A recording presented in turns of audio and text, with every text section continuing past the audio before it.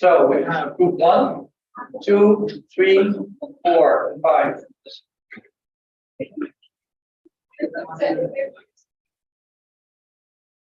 Reporting groups.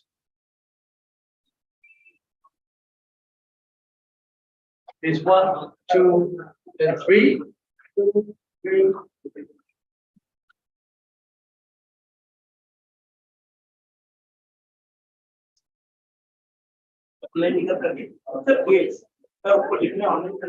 Yeah.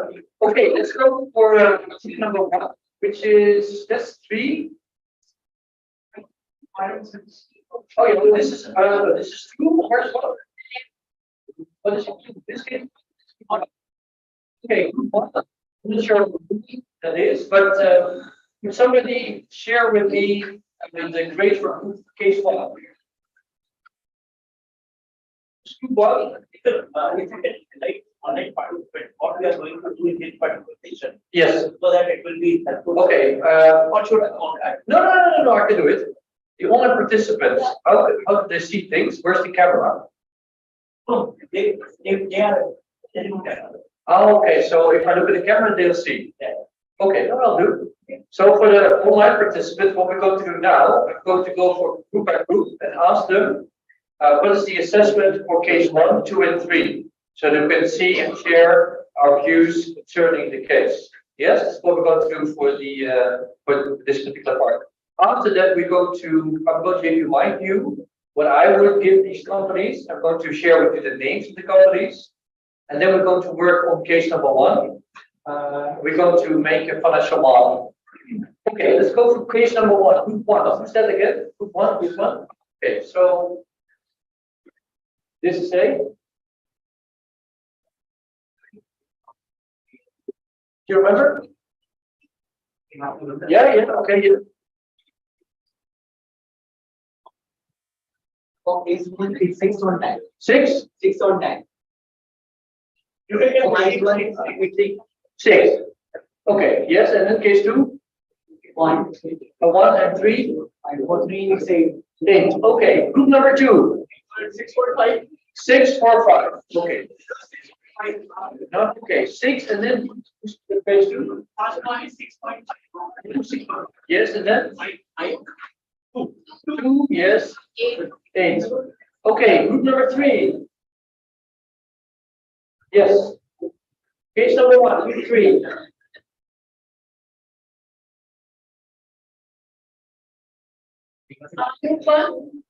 A1. Yes. Yeah. What's the grade for case 1? 6. And then 1. Okay. In the third case, 8.5. 8.5. Okay. Group number 4. 5, 4, and 6. Okay, interesting. Group number 5. 5. 0 and 5. 0. Okay. Group number 6. 6, 2, and 7. Okay. Case number group number 7. 5, 4, 3. or 3. Okay. Group number 8. 4, 1, 1. Okay. Group number 9. 8, 2, 0. Okay. 0. Okay. Group number 10. Group 10. Yes, group 10. What are your grades? Group 10. Who are you? You are where? Yeah. 7, 5, 2, and 5. Okay. 11. 7.5, 6.5, and 7. Okay. 12. 3 to go. 6 on 8. 6, 1, 8. Group 13. 5, 1.5, 5, 1.5. Yes. 6.5. And the 6.5. 6.5. Okay. Close to screen. Go group 14. Last group. Who's group 14? Or do we have group 14? Who do we have? No, we don't have, do we? Sorry. No, we don't. Okay, 13 groups. 13 groups. Okay. 30. Okay, let's look at some of the outliers. Let's first look at the lowest number, which is let's say group 4. A 5. Why is it 5? 4. 4. Who's group 4? Yes, why a 5? What makes it a 5?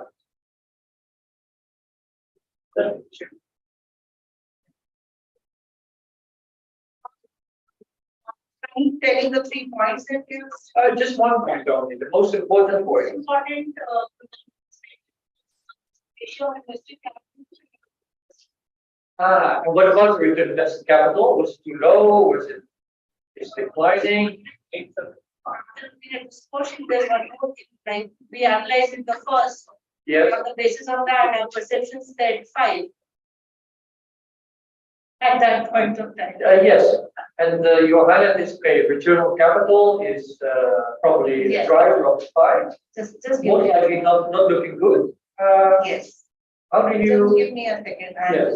Think, So what about return on capital? yeah. I'll just give me a. Yeah.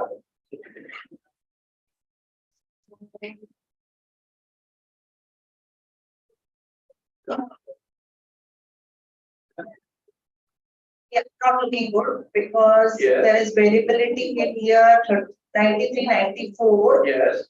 and 97, 98 also. Okay. That was one of the major reasons why we gave it an average. Okay. Interesting. And last question is, how do you calculate return on capital? What's your definition?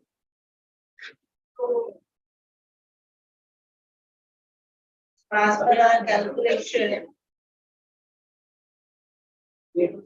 Just give me a moment. Yes.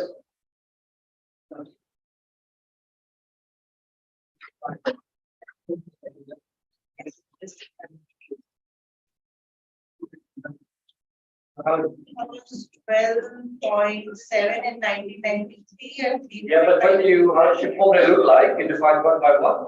it is total investors fund, Yes. net operating profit Yes. and total investors fund. Okay. Okay. Let's now go to another one, which is group 9, who give it an 8. Do you agree with group 4? Obviously, I think you do.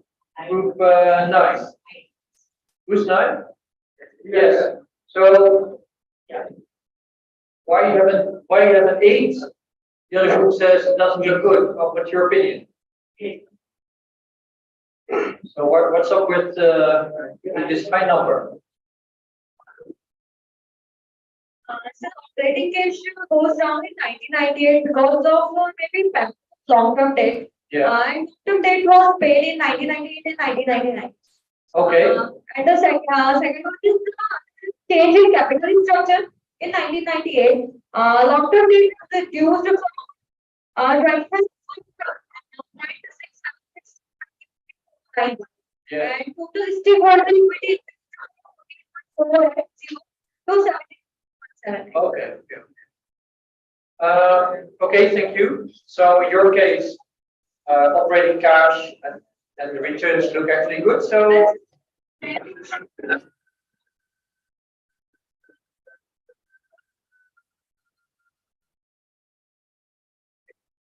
I don't know what happened. Hello, and so also net income increased in 1994 in absolute terms from 7.6 Okay.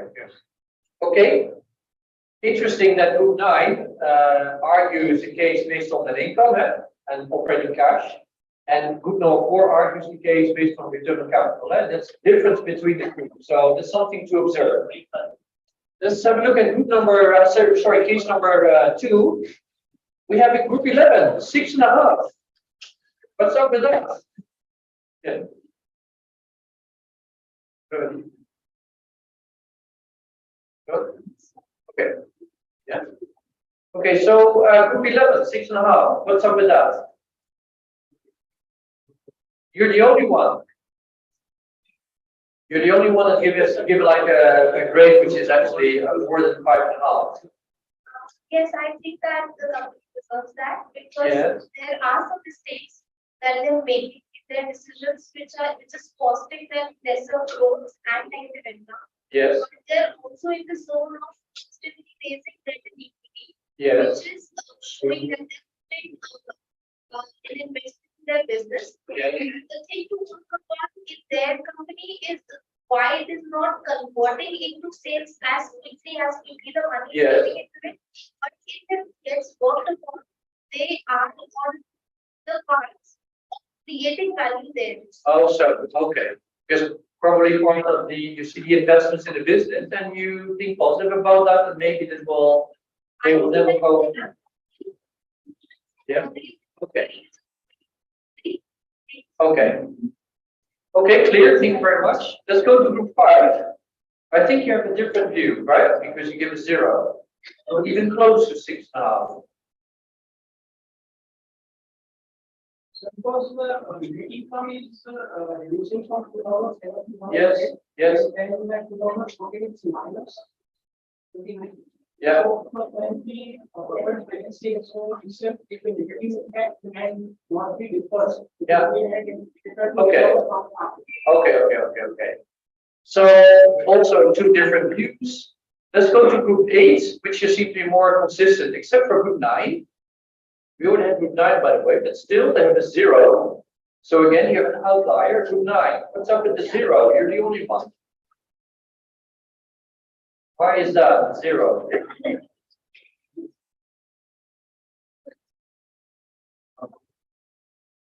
In case also we have compared this case on two criteria. First is current ratio, second one is debt equity ratio.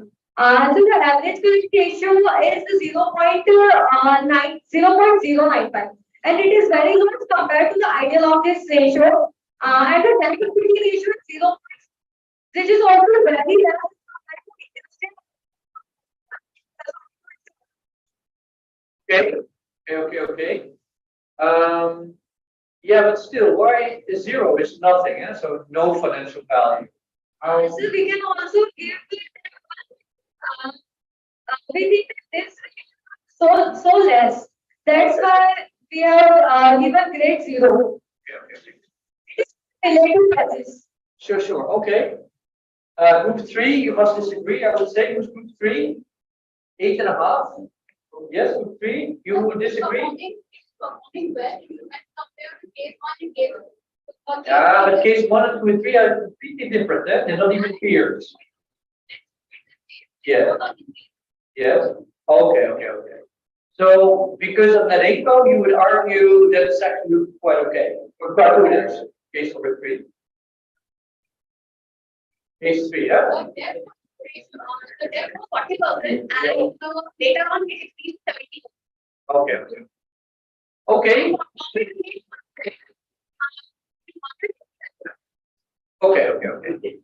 So we have a few at all these cases. Every case will come back during the day. Not today. Today we're only going to do case number 1. Tomorrow we're going to do case number 2 and 3. But just let's put some names on case 1, 2, and 3. Case 1, what's the name of the company? Yeah, this Pedagogy case. It's an old case, but nevertheless, it's very interesting from a valuation perspective because Pedagogy has been taken over. I would look at Pedagogy and I would give it a grade which is about a 4. I will explain a little bit why I would do that. Yes?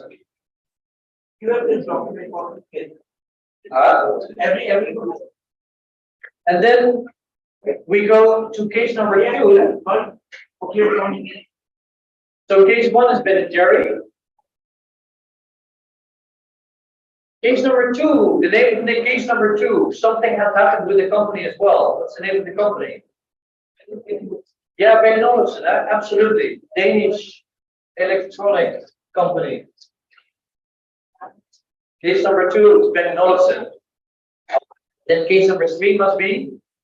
Yeah, that's something right.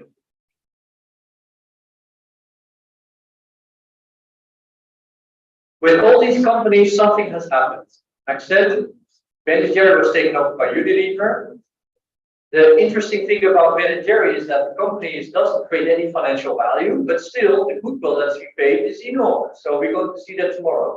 Case number 2, Beck & Olufsen, and the company is not doing very well. I'm also going to explain why, but everybody can see, and majority can see, okay, the company is not performing very well. It's actually, trying to survive more or less. And case number 3, Sub Miller, also case being taken over. Something that's taken over by IBM in 2017. The premium that's been paid is huge. Also for Sub Miller, I would, in my point of view, the company is not doing very well either. It does not create also no financial value. Yeah, but I'm going to show you the tools that I'm going to use next.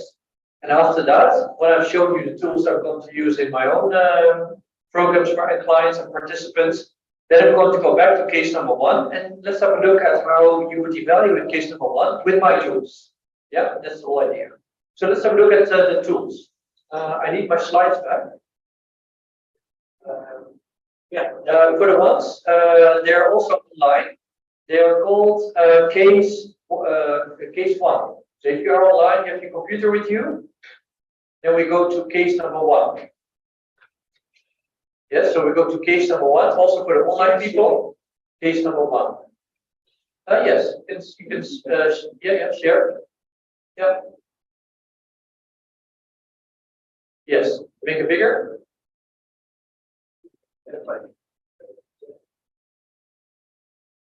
Yeah, well then, yeah, okay. Yeah, could you click? Click on it. Slideshow, yes. Okay, I hope it works. It does not work. Yeah, Oh, it does? It's slow actually. I don't know why. Okay. Now, what we're going to do now, the problem with all these financials and all these financial textbooks, and also if you're a controller or senior or controller or you're doing the books of the organization, management asks you for ratios, you can give a lot, right? Quick ratio, current ratio, net equity ratio. If you actually have the time, you can actually calculate a lot of them. So you give it to management and say, okay, here you go. And the management asks you which one is relevant, and you say, okay, all of them. That's tricky, right? Well, so basically what we're going to do, I'm not saying that all these ratios that we have used in our textbooks are not good. On the contrary, they can be used. But we know from the McKinsey practice, which is the book from measuring and managing value for companies, we actually learned that we need to take a look at what we call economic profit. Economic profit makes use of the return on invested capital, which some groups actually have implemented. Just to show some hands, who actually has this book or knows this book? McKinsey textbook for measuring managing value for companies? Nobody? Nobody knows? Okay. Well, you're all finance professionals. I would definitely recommend you to get this book. Yes? There's already a newer version, which is value number 7. In all M&A deals, for company valuation deals, in making financial management reports, we all use this. Yes, so this is like our our work that we work with. Okay, so all the things I'm going to just mention now in this class comes from this textbook. Yeah. Yeah, so if you any reference or whatsoever, this textbook that we're going to use the concept in.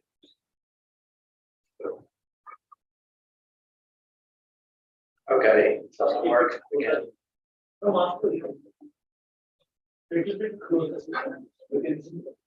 Yeah, okay.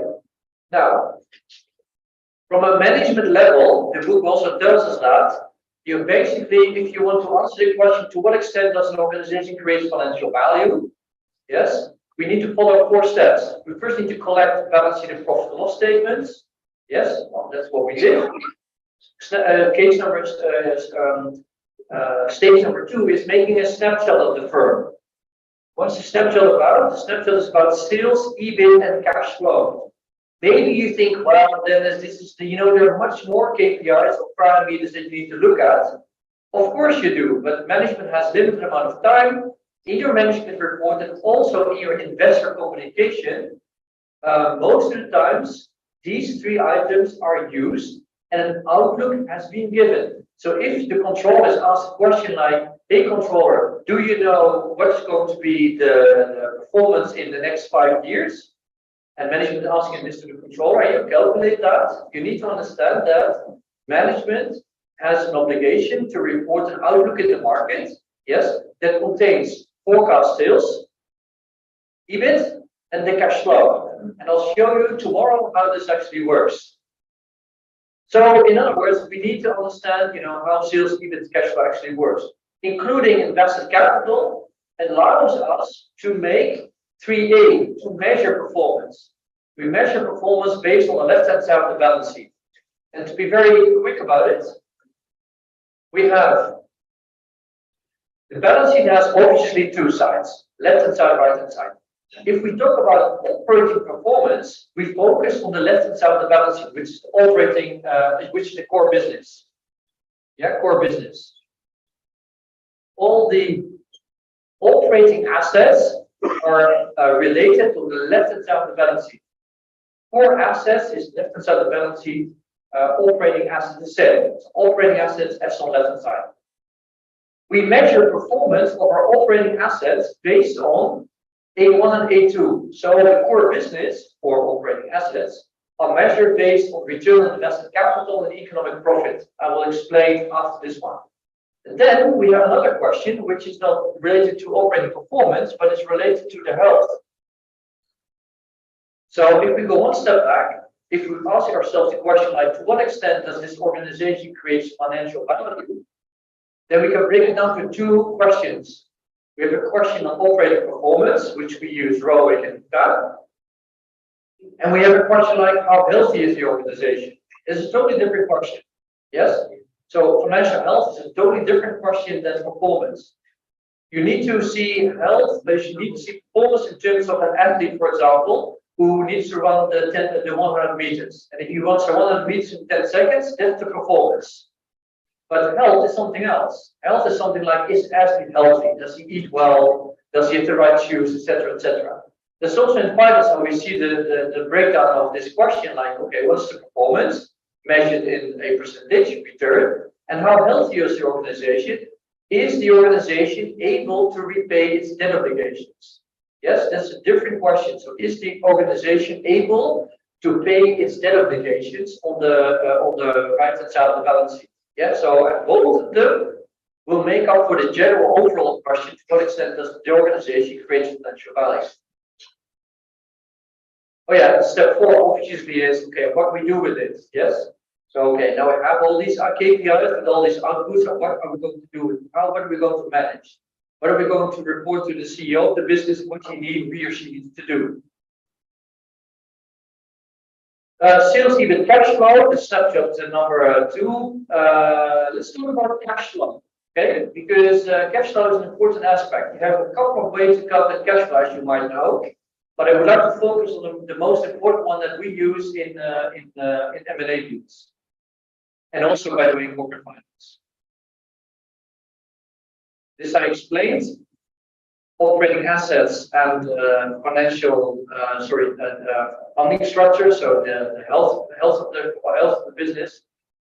So if we identify the left-hand side of the business as operating assets, then we also have a cash flow that is related to the operating asset. That's why we call it free operating cash flow, because it's related to the operating side of the business.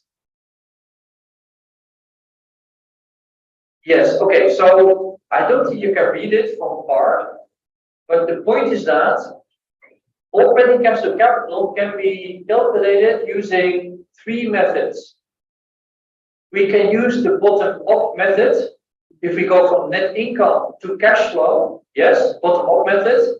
You have net income, you add your interest, your tax shield, etc. So this is a bottom-up method. I think it's very complicated. If you want to explain this to management about cash, because most of them don't know what a cash flow is, even though they're quite educated whatsoever. Cash flow is really a problem for many managers. Okay, yeah, I'll just go to the cash line, you explain, that's an income, and then we need to add interest on, so he's completely lost. So I've never used that either. The second way is that we take a look at the annual report, right? Because in the annual report, how many cash flows? How many cash flows do we have in the annual report? 3, right? Yeah, 3, and of course the delta between, that's what we have, that's 3 plus delta, let's say 3. With the, the operating amount, investing one, and then the financing, right? Now, a proxy for the cash flow that we're looking for, I'm saying a rough proxy is the operating cash flow from your annual report less the investment cash flow. Yes, that gives you like a proxy for what the cash flow actually is. But I'm just saying a proxy because it's not really the operating cash flow. Look, the thing is that if we are really in a hurry, which we most of the times are, we have no time to do that.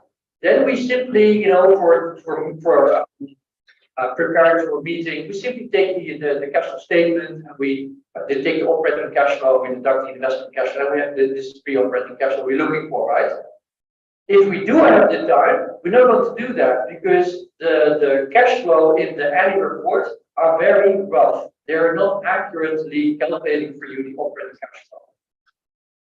Long story short, maybe you're asking that why is this annual report not giving us the operating cash flow? Long story short, it's the tax shield of the interest that's not in the cash flow. Yeah.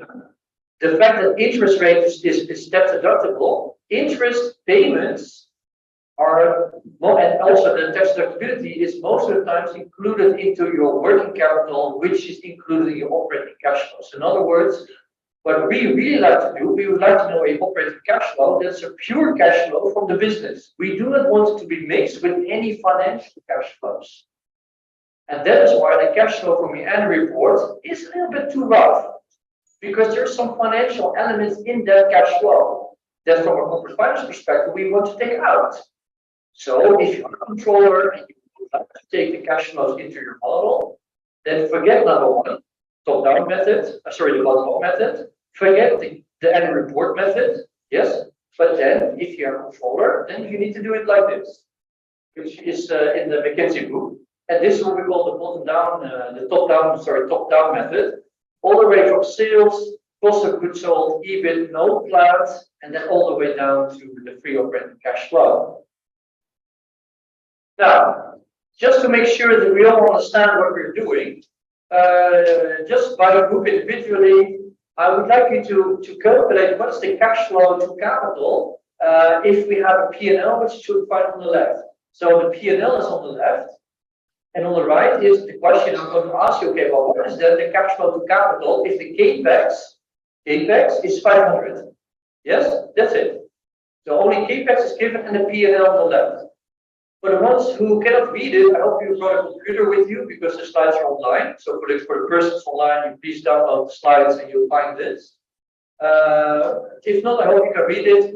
The question is very simple. What is the free operating capital according to the McKinsey cash flow method? Yeah, I give you 5 minutes. Your own financials probably can do it in 1 minute. Yes, 1 minute. Okay, 2. Yeah, so the question is, what is the free operating cash flow to capital according to the McKinsey way of calculating it? Yeah, and in a few minutes, I'm going to go around, and everybody should be participating. Yeah, so I go around, and everybody should say the number. Yes. So what is the free operating cash flow to capital? What is the number? The free operating cash flow to capital.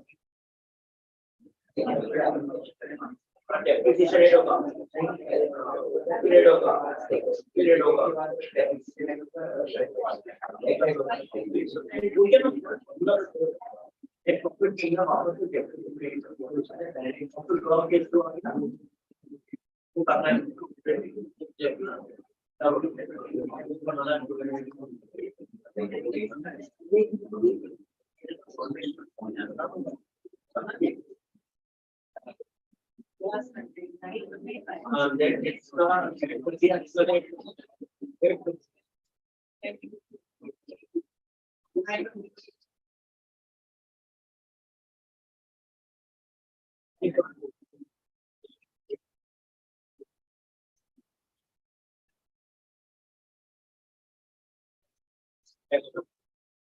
Sure.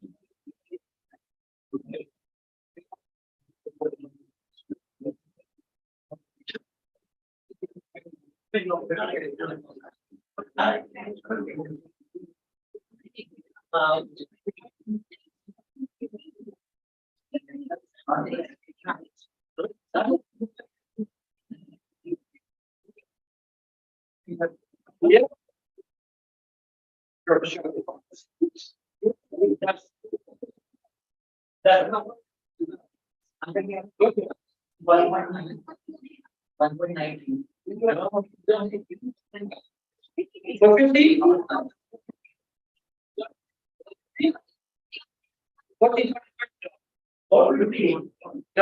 What is for 50? No. Yeah. For 25? No. For 50. Maybe the best. But yeah.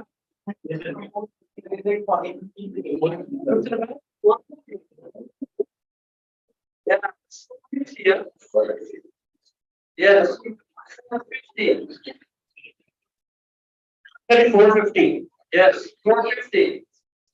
Then we do this exercise. We haven't even started with the case yet. It's just a recap of, finance. So it's good that we do this. This is how it goes. If you take, of course, they can be handed out or they already handed out.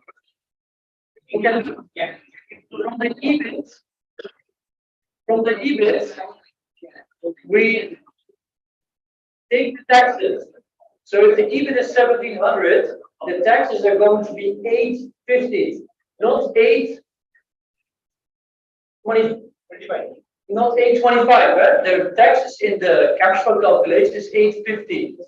Makes sense, because we're calculating in operating cash flow and not financial cash flow is included in the operating one. So there we take the real taxes. And then we are going to add the depreciation. Yes. And then we deduct the CapEx. Okay? So this is how you calculate top down according to the McKinsey method, the top down, the free cash flow capital. Is 450 right? Yes, it's the right answer. Yes, very good. Yes. Correct. Yes. Okay, then we go to the next one. So she had a question right now. Yes, go, yes. This we need to check this later on because it's not working. And, okay. I hope it stays. If there's a question, okay, if the cash flow is 450, then complete the cash flow waterfall. Okay? Complete the cash flow waterfall. So obviously, free operating cash flow is 450, but what is then the cash flow to bank payment and what's the cash flow to the family office? Assuming in the family office is the equity holder. Yes? So how much of the 450 goes to the bank? How much of the 450 goes to the family office, which is the investor in this company? Yes? I'll give you 2 minutes. Maybe even one. The question is the cash flow waterfall. So how much 450 goes to the bank and how much of the 450 goes to the family office, which in this case is the equity owner. Equity is being supplied by the family office. Or bank payment. How much does the bank get? How much does the family office get? The operating. Bank payment.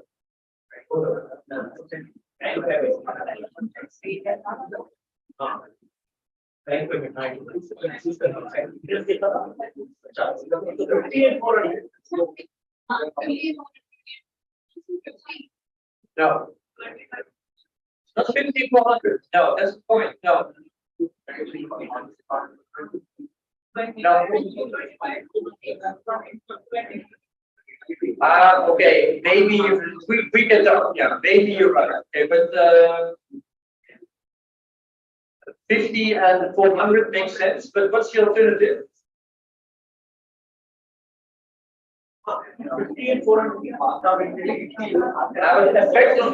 Effectively, you pay to the bank 50 out of that. Yeah, 50, but the interest pay and the tax liability is 50%. Yeah. So effectively, you pay to the bank 25. Yes, exactly. And the rest goes to the equity holder. Everybody with me? Yes. So 25 effectively goes to the bank, and then 425 goes to the equity owner. In absolute number, 50 would be when we Yes. consider Yes. expenditure. Yeah. Exactly. Yes. Yeah, everybody okay? Yes? Okay. Well, as we discussed. Okay, let's go next. Sir, they just want to ask why it's 25 and 425. So the reason sir has already told, can I? Yeah, go ahead. So the reason is that 25 rupees, 50 rupees is total expenditure, interest. Right? Interest is considered as expenditure and interest is tax deductible expenditure. So when you charge tax on interest, so ultimately 25 rupees is just paid in the tax. That is the reason. So the net sum cash flow goes to equity or the owner is 425. So effective, we want to know the effective amount that goes to the owner of the company. So it is 425. And effective expenditure is 25 only. Okay, actually you have paid 50, but 25 it is an expenditure and it's the tax deductible expenditure. That's all. Okay? Okay, Yeah. yes? Okay, by the way, we have a moment when we go to work on the case again, so then of course you also have a moment to discuss anything that you have still on your list. Now, what we're going to do next, we're going to calculate the return on invested capital. Okay?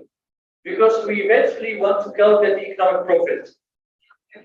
If you are a financial controller, this is beautiful stuff, huh? Because the return on invested capital can be broken down into an EBIT margin and a capital turnover. And then you can make even the split, the breakdown further in terms of breakdown into productivity of your employees, billable hours, etc., utilize capacity, etc. So if your job for controller is to manage the value of the company, it is very interesting to make the return on invested capital for the organization on the holding level, but also related to your whole financial supply chain. Yes? So if you would be an operational manager working in some department, you also don't see your complete balance sheet. You don't see a P&L, but you do want to know what is my, what do I actually contribute to the overall overall value. And then with this whole exercise, you can actually explain to this person what this contribution is to the overall financial performance. That's why this is very beautiful. Okay, let me go. Yeah, now we're going to do this. We're going to fill in the operating performance and the financial health. Okay, so up you find the balance sheet, on the right you find the P&L. The first step is to come up with the invested capital. Yes? We are not going to, management information that we are going to give our board or management group is not a balance sheet. I would never do that. Unless you want to put management be responsible for certain elements in the balance sheet, then I understand. But in normal circumstances, don't share the complete balance sheet with your directors because it's too much. They don't like it either if you do that. So the point is that go one step back and say, okay, we're going to accumulate, we're going to aggregate things. So we would like to have like more management information style balance sheet, which is the lower one. The really short one, short version, the shortest version is simply fixed assets and net working capital. Yeah. Net working capital obviously is your current assets less your current liabilities, right? That's your working capital. So on the bottom balance sheet, you have what we talk about is an invested capital template, also called the financial balance sheet.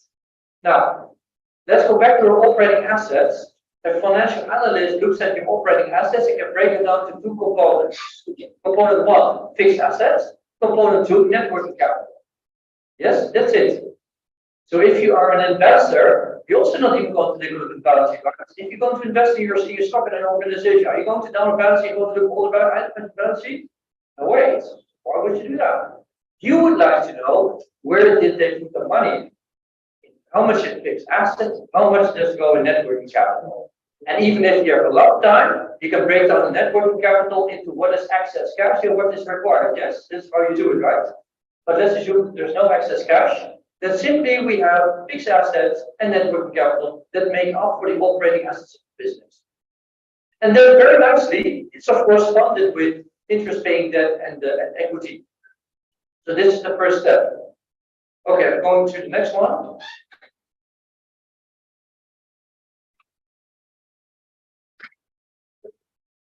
Yeah, okay.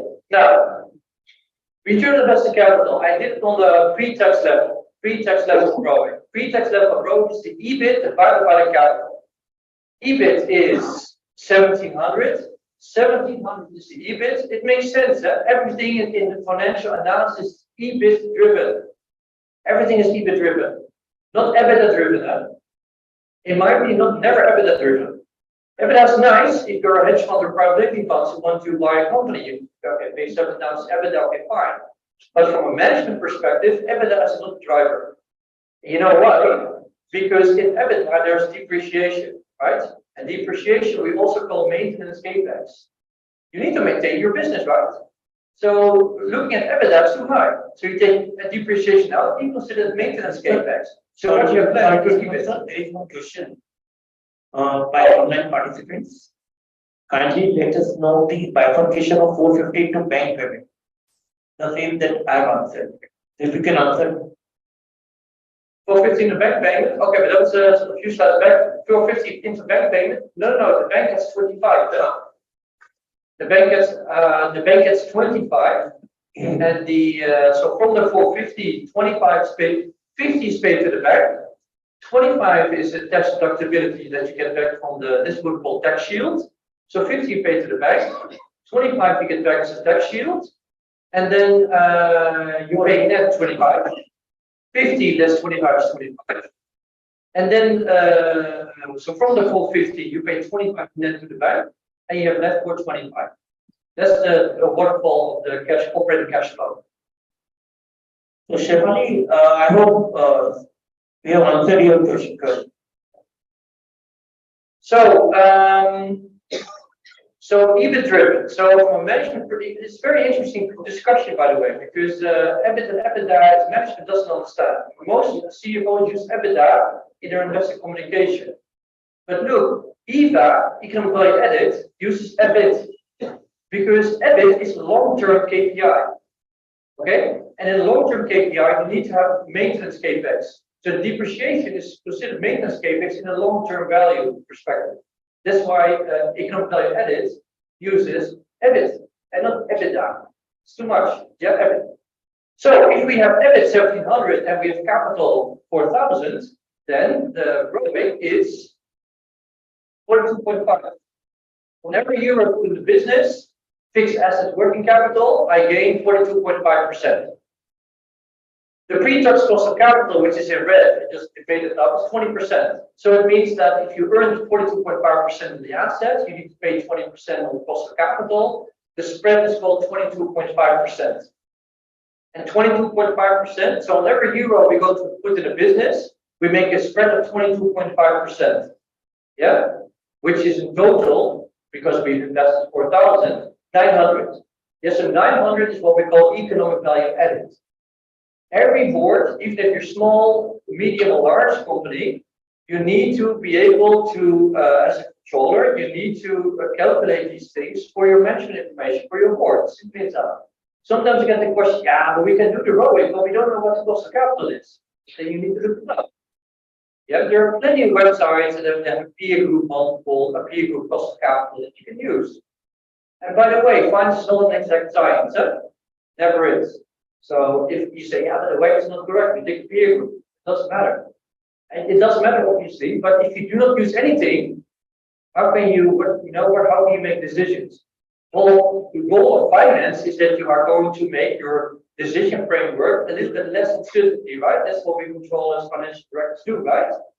We have a whole box of uncertainty with financial tools to make it a little bit more, easier to digest.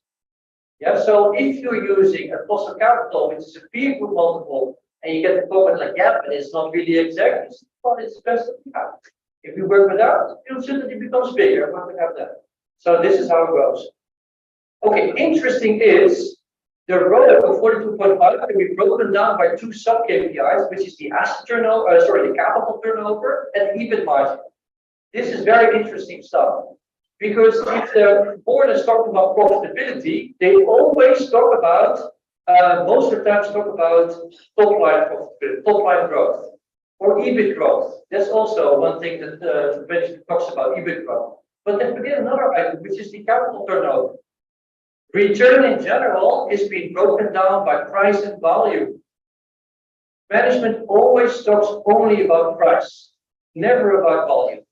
It's very strange, they never do. I also see in investor communication reports, they report EBIT margin, they report sales, but they don't report capital turnover. So the volume is simply not there. Yes? So do you want to have a big picture? It would be good to have EBIT margin as well as capital turnover. Okay, how does it go? Asset turnover is 0.5, which is sales over capital. Yes? I put a euro in capital, I get 2,000 of sales out. Yes? Not EBIT margin. EBIT over sales, 85%. On every euro of sale, I make 85% EBIT margin. Now let's combine the two. If I put a euro in the business, I make 50 cents of sales. Yes, 50 cents of sales. On the 50 cents of sales, I make an EBIT margin of 85%, which is equivalent to making on the euro 42.5. So again, I put a euro in the business, I create revenue of 50 cents. On the 50 cents, I make a margin of 85%, which is equivalent to making on the euro 42.5. In other words, ROIC is the breakdown of capital turnover and EBIT margin. EBIT margin times capital turnover is equal to ROIC. Yes? Why is this helpful? Sometimes in distress, it's easy for management to understand where is the problem at. Yeah?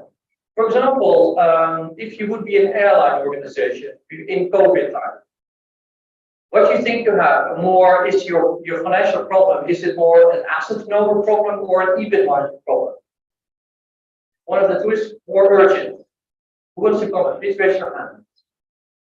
What do you have? Airline in COVID is our EBIT margin or asset or capital turnover? EBIT margin? Yeah. Who says no? Not EBIT margin. The other way, yes. Yeah, more pressing, EBIT margin. Anybody else, different opinion? But it's more pressing. Okay, maybe the question would be like, what's the most easiest to, what's the less easiest to change? EBIT margin or capital turnover? In an airline company. Yeah. Very difficult to change the Asset turnover, yes, asset turnover, right? So the more press, of course, you get the EBIT margin. Of course, your sales are declining, which have a negative impact on both, right? And the capital turnover as well as EBIT margin, both are declining because of drop of sales. But in terms of EBIT margin, there's a little more flexibility, right? Operational flexibility is higher because you can simply lay off people, right? You can reorganize.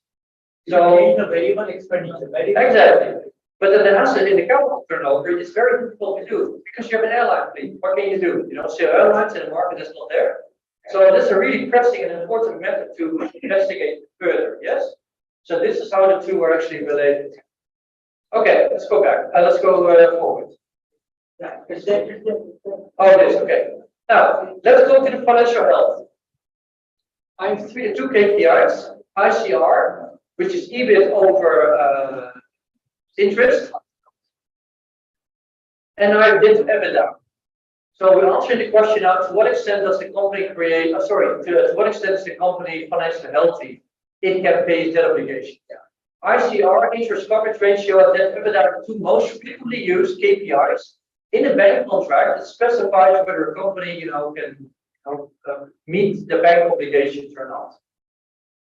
Covenants are in a bank contract, so ICR and EBITDA are very, very important. ICR is over 3. In this particular case, the ICR is way over 3, so it's very financially healthy.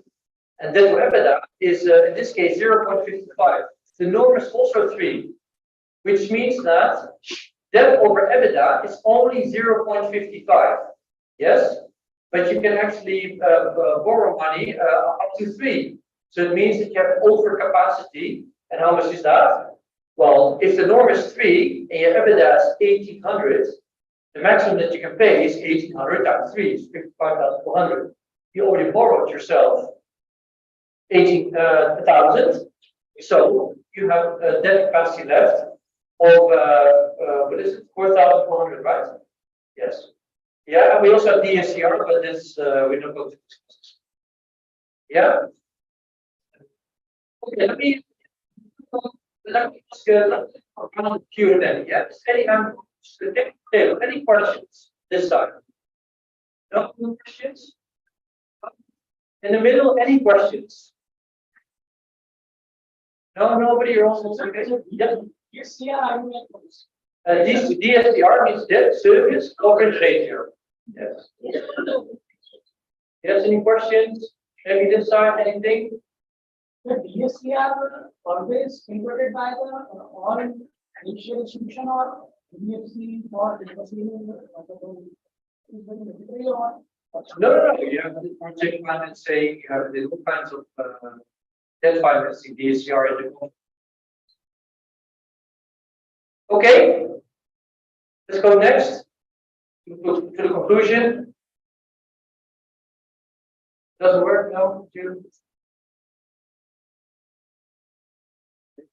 Yeah, we did that, yes. So the next one. Please. Yeah, okay, so in general, what do we do? Look, at the end of the year, this company, if this will be a company, there's net income, right? The shareholders, how much net income do we have? I think 505. I don't know, I can't see it. I think 505. So we need to make a decision as a board. Are we going to pay a dividend or are we going to reinvest in the business, right? Two options, or maybe a combination of two. Now, I sometimes get a question like, yeah, well, what are we going to do with the money? Are we going to pay dividends or are we going to put it in the business? You know, what are we going to do?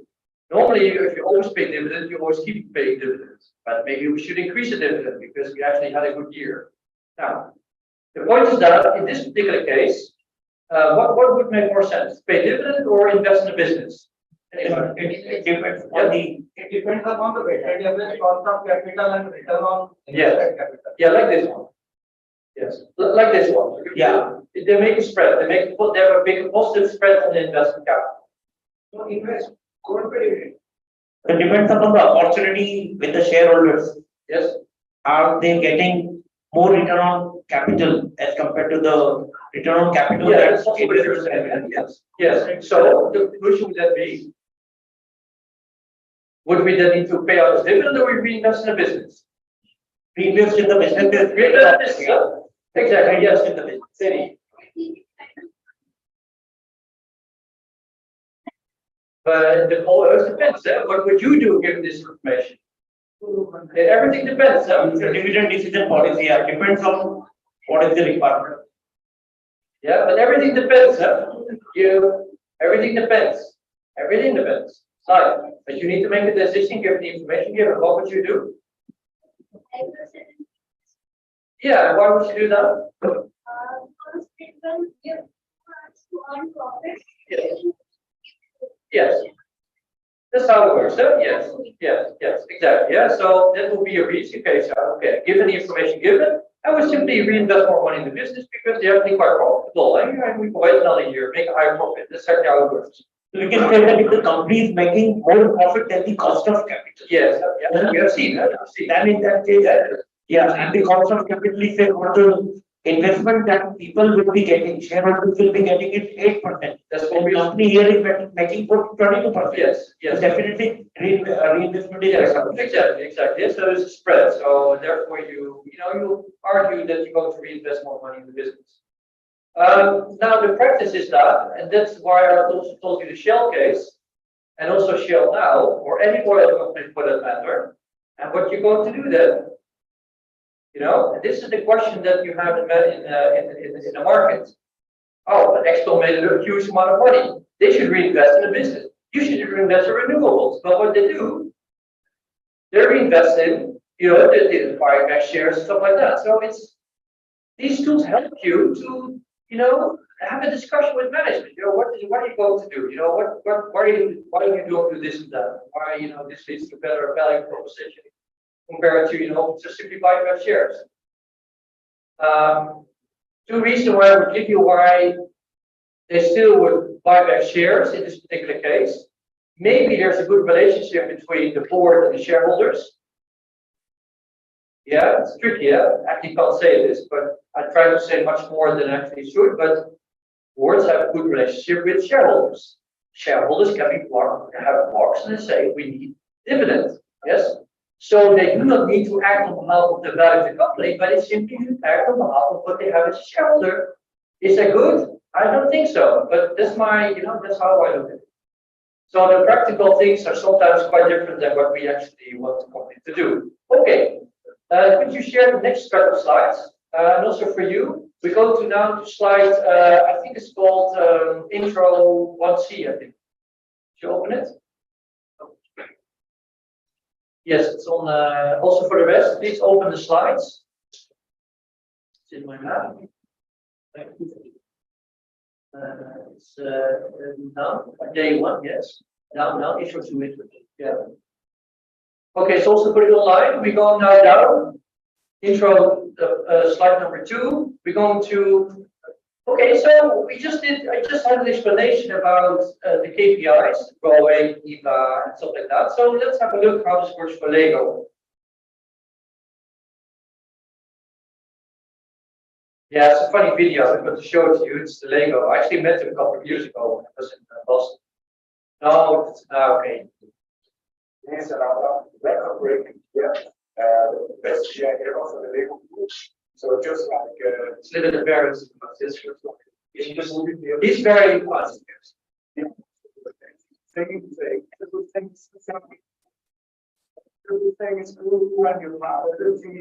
He's English, you know, international content. I mean, he's very happy that he made a good result. Maybe you should learn about it also. When you're presenting results, you go and dancing, you know. There you go.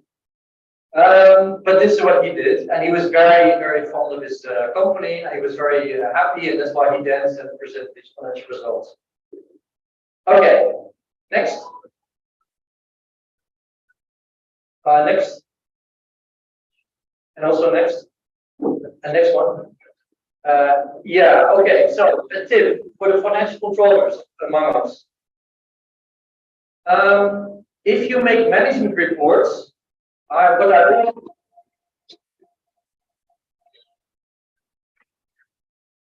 I always do is I never post like a whole balance sheet on a piece of paper, you know. So the best suggestion you always have is to put graphs in the reports. You go to the next one. Next one. Oh, it does. Sometimes it works, sometimes it doesn't. No, it's good. Yes, yeah, okay. So put graphs. Okay, graphs everybody can read. Yes. I would like you to answer the question, and let me go. We have EBIT is the blue line, which goes up. We have the cash flow, which is the green line, and red is capex. So in a nutshell, EBIT less capex, so blue, dark blue less red, yes, is green. Something like this, yes? So EBIT, dark blue, no, it's light blue, less red, capex, because this is capex, it costs money, right? That's why it's negative. Is green, cash flow. Okay, now, is Lego very conservative over the years in terms of investing money in the business, or are they very aggressive? Please raise your hand. What do you think? Conservative or aggressive? Only one of the two you can choose. Are they aggressive investing or very conservative? Please raise your hand. Would like to say something? Yes. Conservative, yeah. Since this investment is going down. Yes. That investment going up, Investment going up. that going down means you spend more. Yes. So that's Aggressive, yes. investment by. Yes. Okay. Yes, aggressive. There is an opportunity to get more profit and expansion of business is there. So that is considered as an aggressive. Okay. Aggressive, yes. Yes. Effective. What? They are taking out their money back for business investment. Yes. How can you see that they what do you mean when take the money back? The So graph is going down. so this one goes down, but they have more capex. So capex in 2012 is about 4 billion, and here they had only 1 billion. 1 billion. So the level of capex goes. They increase the level of capex. Is anybody of the opinion that they're conservative? Anybody?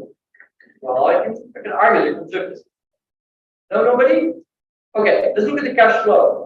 What's so conservative about it?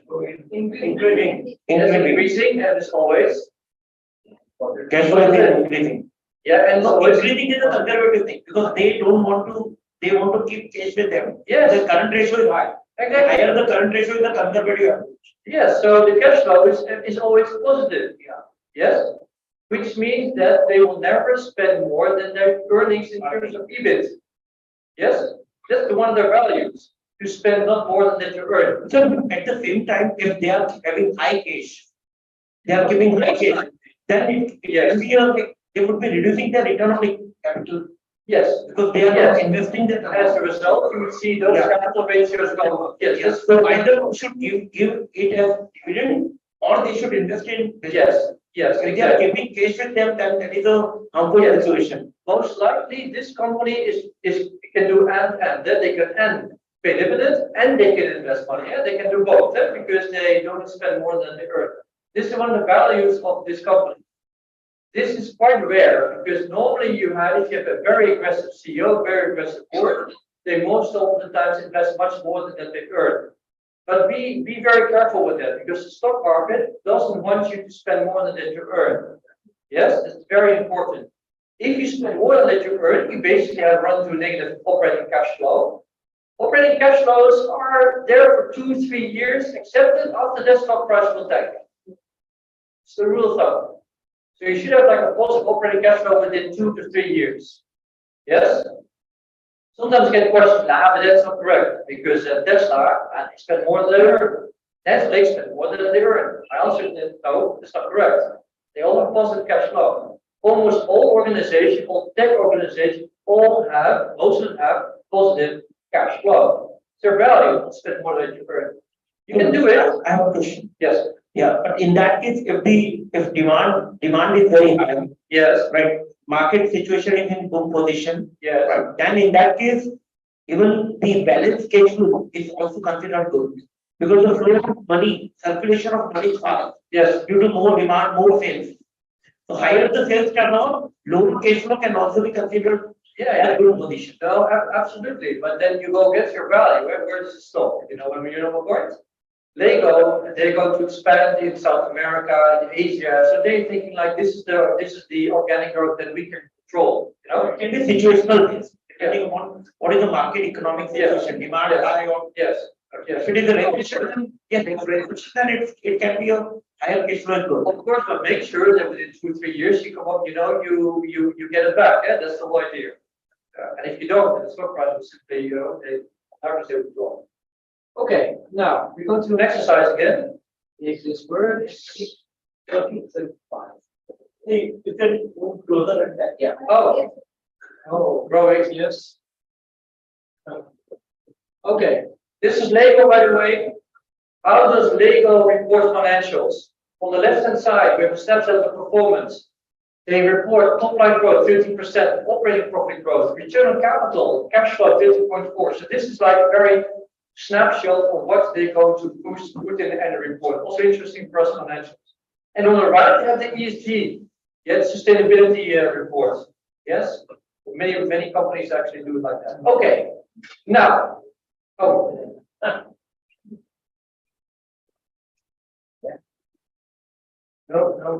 see. Go to the next. And if you want to run this video, then Yeah, okay, what we're going to do now, we're going to work on it for, let's say, I don't know, I think 50 minutes and have a 15-minute break. I think. yeah, 3:30 we have tea break. Exactly, 3:30, yes. What time is it now? 3 o'clock? 3:15. Oh, perfect. Now, what you're going to do, download, you need a computer. Yes, you need a computer. Every group needs at least one computer. Yes, we're going to work in the same groups. You've done case 1. You've written down your highlights and what you want to manage. Now, I've done the economic value added for you. Yes? So I've done in spreadsheet Ben and Jerry. I've done all the steps for you. Yes? It's very beautiful because if for faculty, for example, you can actually use a spreadsheet, but make it less complete. So students need to add in the numbers. That's not something you can do. But I'm not going to do that because you're all financials. We don't need to do everything ourselves. But it's already there. Yeah. The only thing that we need to do is reassess this and add some more highlights. What are our learnings? What did we just learn from this morning? What did we learn from economic profit? What do we see in the spreadsheet what we can write down on our flip? Yes?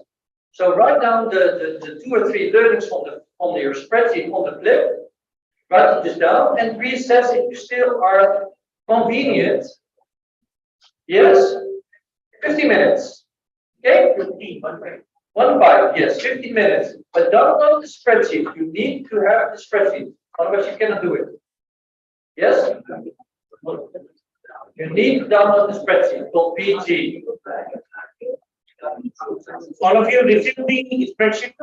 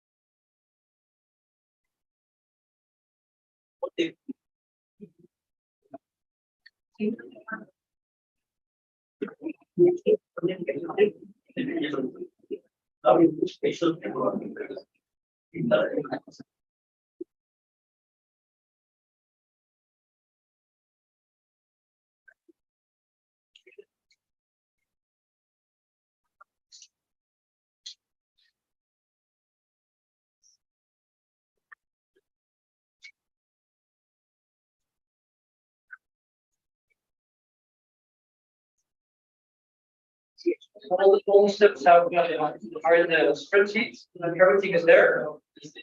Discuss what you see, and then reevaluate your own slide.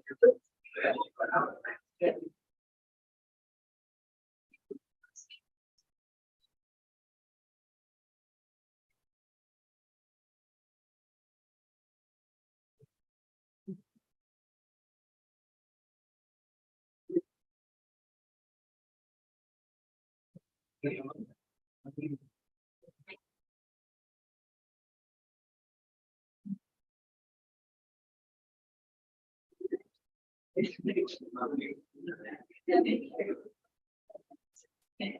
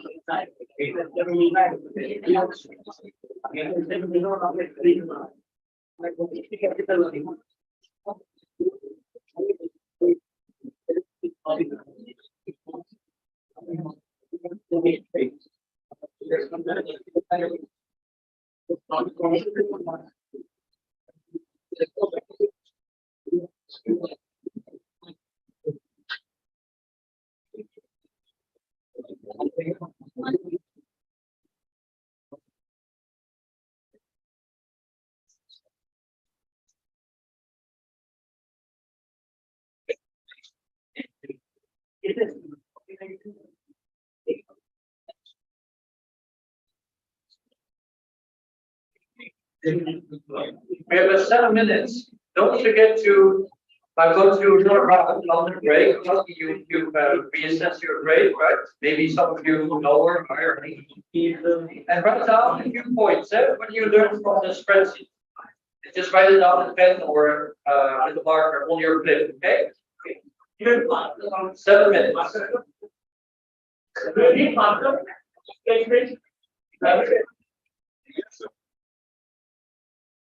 So please discuss with your group and then what would you add to the paper? And after the break, we talk about it.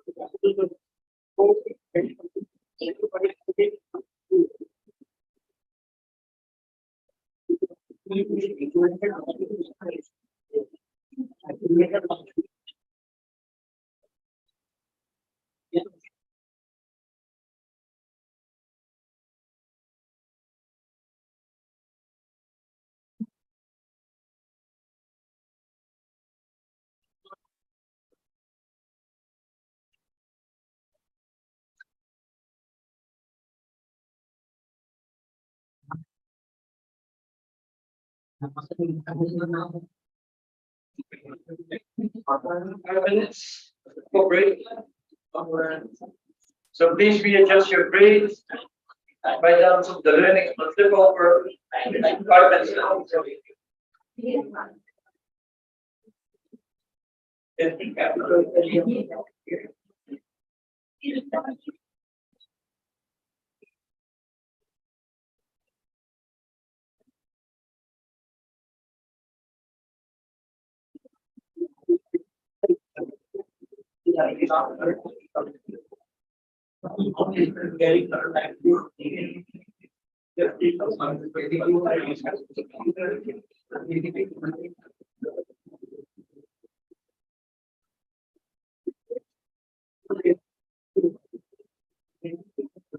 Four minutes. 4 minutes left.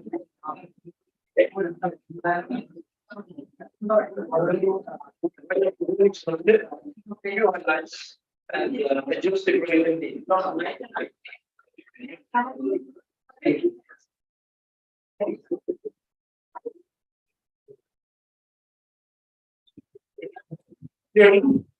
So if you are completing please keep on sleep and then we can work on the team. Okay, tea is ready.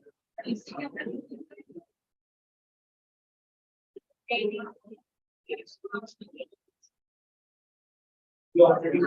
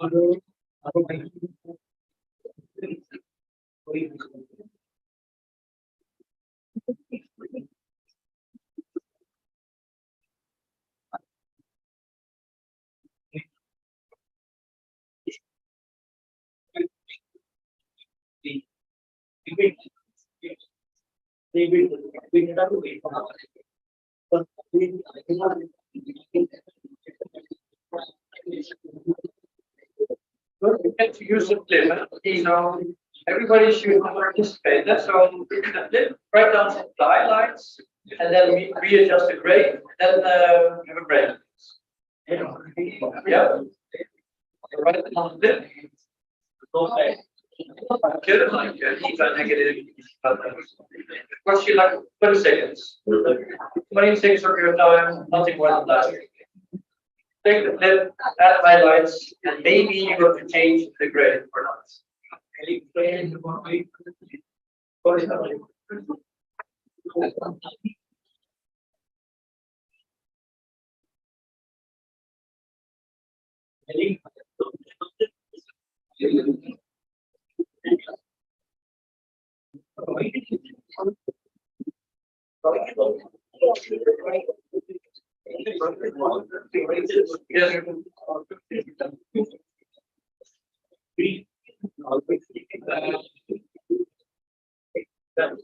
There's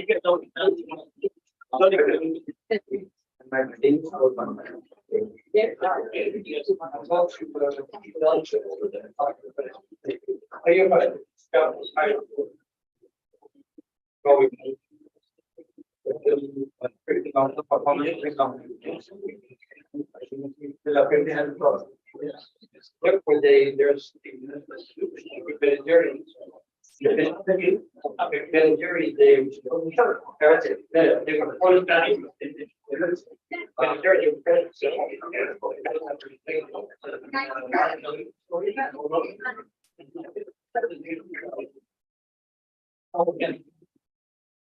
Game more or less like.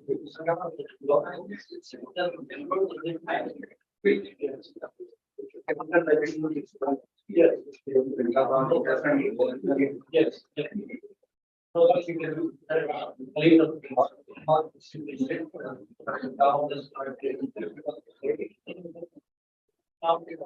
Thank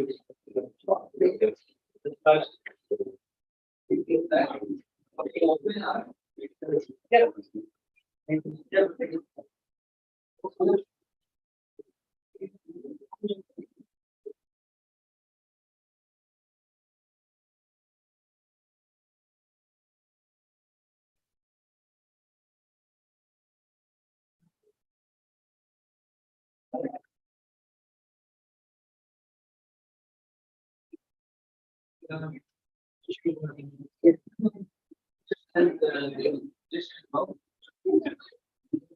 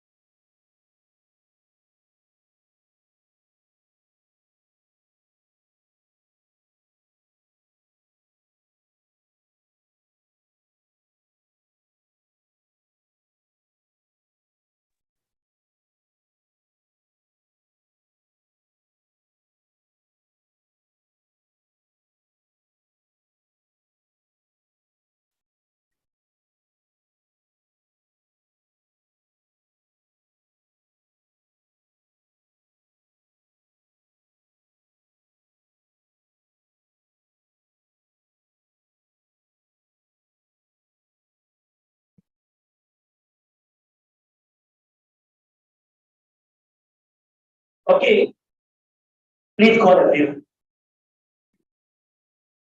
It was only 15 minutes break. If we start late, then we have to move till 5:15. Otherwise, we are planning to wind up by 5 o'clock.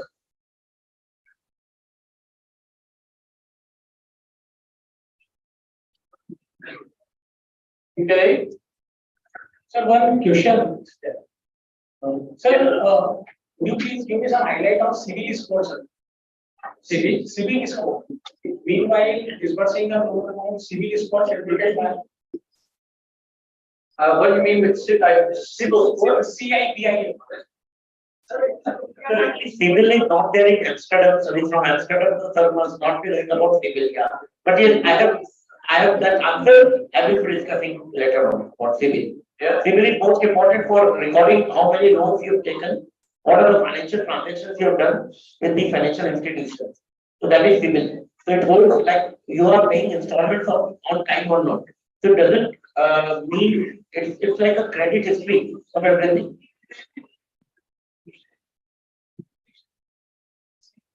No, they must be having some other agency for that. Yeah, a credit bureau type of agency must be there by some different name. Yeah. So there must be another agency to keep the credit history of the borrowers. Yeah. Okay.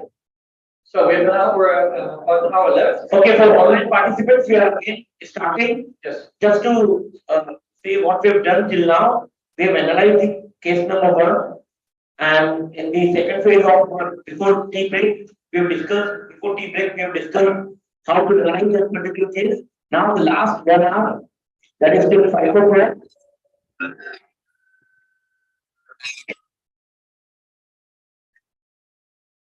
Last 1 hour, we will be discussing how to interpret this in a more analytical manner so that we can get more inferences of it. Over to you, sir. Yeah. Okay. Thank you. So we've done financial analytics. We've practiced with the cash flow from the McKinsey book. We've also looked at the economic value added that we can also implement into financial analytics. I got an interesting question in the break because it was saying like, okay, if you have like a standard corporate finance course, what kind of textbook, use that incorporates all of this? My answer is that I don't think there is any textbook that incorporates all of this. What we normally do is we use Greeley Myers. But Greeley Myers doesn't have, this, also capital, investment capital. So it's either, you use Greeley Myers or McKinsey book. But using the McKinsey book for foundation finance is too complicated. So what I actually did is I wrote my own textbook, which is a hybrid between the Greeley Myers and the McKinsey book, and also a little bit more easygoing. So for the ones who is looking at book ideas for the Indian market, I would definitely recommend you to write one, which incorporates all of this and the stuff from McKinsey and the stuff from Greeley Myers, and make it in a more, easygoing way that students can actually understand. Because how often do we not get our students complaining about what is this Greeley Myers? They don't even buy it. If they buy it, they're like, okay, what is this? What do I need to read all of that? That's unfortunately the type of student that we need to work with now in today's market. At least that's my experience. So we had a solution for that. Okay, now enough said about textbooks. Group number 1, did you change your assessments? No, We have changed. It's 4 now. 4, okay. Group number 2, No change. no change. 3, No changes.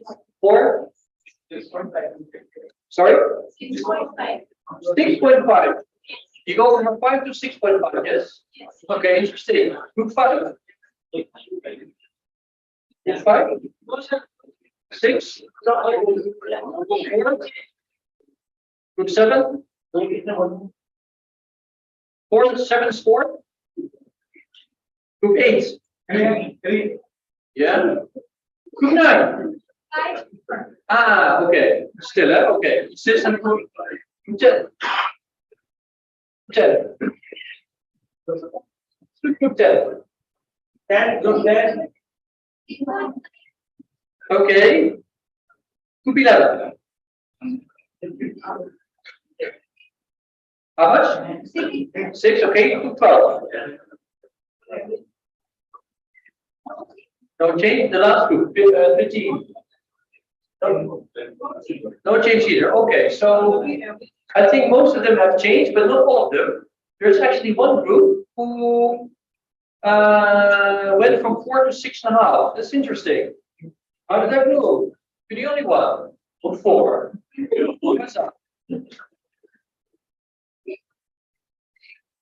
If you're looking at the new sheet that you have shared with us, Yeah, so going same sheet, we're able to see the economic profit and the spread. yes, On the basis of that, we have been, and earlier what we did was we did a comparative ranking of all the PKs. yes, But I'm now looking at that as That's a right. specific case. that's right. That's why I improved. Okay, those two drivers, okay, you raised to 6 now. Okay, so actually somehow was not correct either way. Not correct. Okay, fair enough. Now, we're not going to, I'm not going to go through all the details. Everybody have been able to look at the economic profits negative. Is, Economic profit, yeah, it's negative. yes, negative, huh? So like the cost of capital, Yeah, cost of capital is high as compared to return on investment. that's it. And in all the years, from 1993 to Yes, 1999, yes, it yes. has been a negative. Yes, but it's increasing, like, the loss is actually decreasing, so. What are you going through? If you look at the last year, you can say, okay, but it's actually going up. But if you look at the trend like the last 6 years, you say, okay, now it's still negative. The return is increasing, but Yeah. it's still less than. And the accumulated loss is also to be taken care of. Yes, yes, Accumulated loss, that is the most important. yes, yes, That only I'm saying. yes, So that's the again, spread is not increasing with respect to the operating cash flows and dividend. yes, but absolutely, no, okay, you're right, but absolute, the amount that they lose every year is going to decline. Yes. That's what you do. Yes, yes, yes, no, you're right, the spread is pretty constant, yes. Okay, did I miss anything? Looking at the spreadsheet, did I miss anything that we may have written it down that we want to talk about? Can you highlight something about this right tree? Right tree, if you Yes. just highlight a few points of right tree. Yes, yes, yes. Could you go to the spreadsheet? Go to tree, right tree. Yeah, okay, so this actually shows you, for the ones who are interested, this actually shows you the whole breakdown of the ROIC, also in terms of OPEX, in terms of capital. But the most important part is on the right, because I only would like to see the graphs. So if you go a little bit to the right. Yeah, and so asset turnover, this is important, which is down here, it's increasing. So this is good, this is good news. So the driver of the value is by this, only looking by this graph, is definitely asset turnover, although in the last year it will go a little bit down. But in the last 2 years, actually, there's a structural increase in the asset turnover, so the volume. Could you go down? What happens to EBIT margin? EBIT margin is also definitely going up. So if you would have thought, well, they're actually improving their performance of the business, that's been primarily driven by the EBIT margin. But hopefully they can also increase the asset turnover, so they can actually improve the growth on a significant structural level. Yes.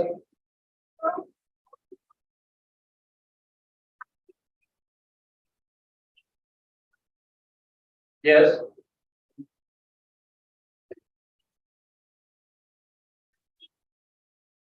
Economic. Yes. Year for year. They get their valuations right, and they raise their investments, or they continue working, they continue providing discounts and offers and everything. And the latest example that I can pick is Flipkart, which was in the initial 10 to 15 years was more than now, but still going stage to the beginning. How do we judge only on the basis of Yeah. Okay. Yeah, but this company has positive EBITDA. EBITDA has never been negative. Huh?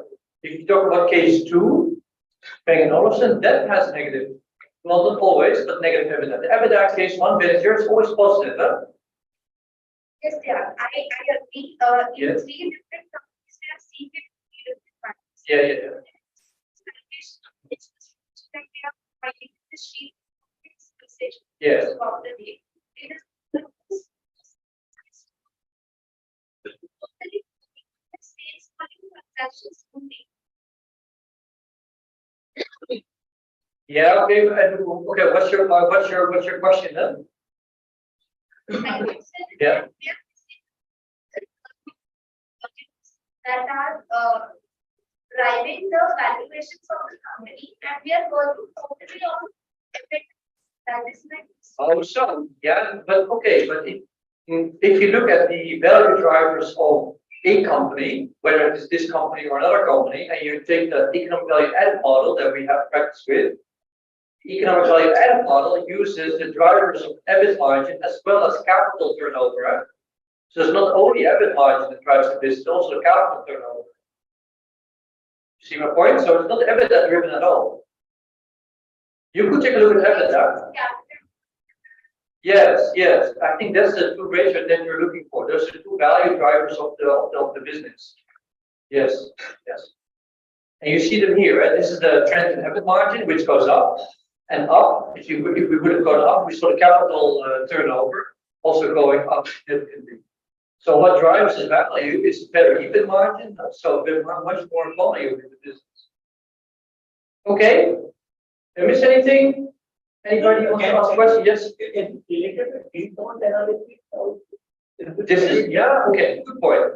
We're not using DuPont. DuPont is based on return on equity. We never use it anymore. DuPont is used until 2007, then McKinsey came with the ROIC model, and we simply discard the DuPont model. In general consulting work, management work. In the corporate finance textbook, most of them will still use DuPont, but we think that from a return on capital is more superior in terms of financial management information. Because DuPont is using return on equity, and the McKinsey EVA uses the return on invested capital. Yes, and there is a point, because return on equity is primarily driven for the equity supplier, right? Only equity driven. Equity holders want to know the return on equity on chart. But if you were looking at the whole operation side of the business, what are the value drivers? Like asset turnover, volume, margin. Then you need to take a look at the capital also. That's why. Yeah, you can also do that in your ROIC model. Yes, that's not in here, but you can also add that to the model as well. Yes, you go from left hand operation side, you have this, and then you move to the relationship between debt and equity. So what part of the return on capital you need to pay to debt holder, what part you need to pay to the equity. You can also do that. Yeah. Yeah. Anything else? Forgot? Anything? No? Yeah. From which grade you would like to go, sir? From 1 to 30, sir. This is on the board. Oh, what I would give? Yes, actually, what is your rating? No, 4. No, 4. Yeah, yeah. And we see last 2 years going up. That's virtually the company is having a negative profit. And my benchmark is like in 5 years time, you need to tick the box. And last 5 years they didn't tick the box, so no, it's negative profit. Yeah. That's why this company has been sold. That's a little bit how it goes. Yes. The analysis that we have done was on the basis of economic profit. Yes. Only. Yes. That we reduced our rating from 6 to 4. Yes. So, is there any another way to interpret? Always. There's a point there. There's always, because in your first clip, you have more ratio, right? You see? So it's not only economic profit, it's economic profit and what you already have, which is the things that you're familiar with.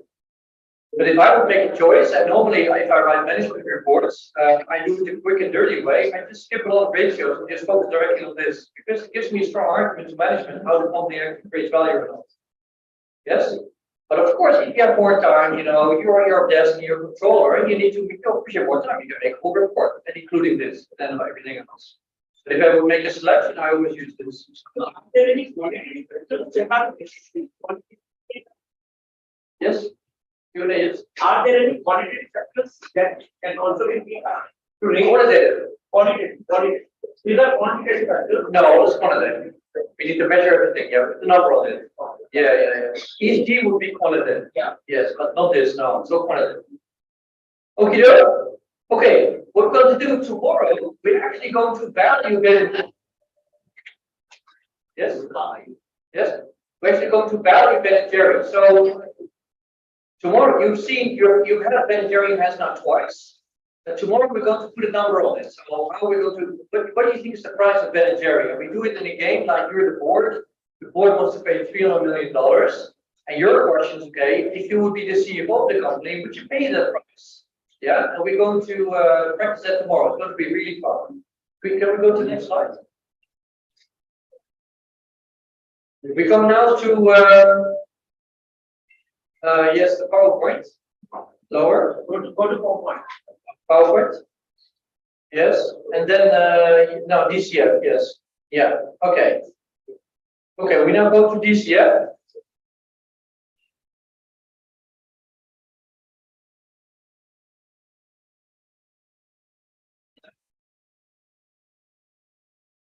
Okay, we start with fundamentals of DCF application, and then on Friday we are going to have a look at the more advanced DCF model. Yeah. Okay. If I have participants and we would like to discuss the managerial context of valuation, I always start with the base case very quick and dirty way. It's a very simple approach towards understanding what valuation is all about. We have this is the bakery. Bakery has short-term assets on the right and left side 800, short and long term. Remember that the 800 could also be broken down into fixed assets, net working capital. Same as fixed asset, net working capital. Here I wrote down short and long term. Capital structure is 500 and 300. This bakery is telling us that the cash flow that the bakery is going to make is 100 up to the infinity. So in other words, the baker is going to sell his bakery in the market, assuming that the asset is going to produce 100 until the infinity. Every year is going to be 100. Yeah. Well, if you would be investment bank, you are doing a quick and dirty way. 10% is the required return of the investor. What is then the market value of the equity? What's the market cap? Give me 2 minutes. Yes. What's the market cap? What's the market value of the equity? 2 minutes. What is the market value of the equity given the information that I just presented? What is the target? 90.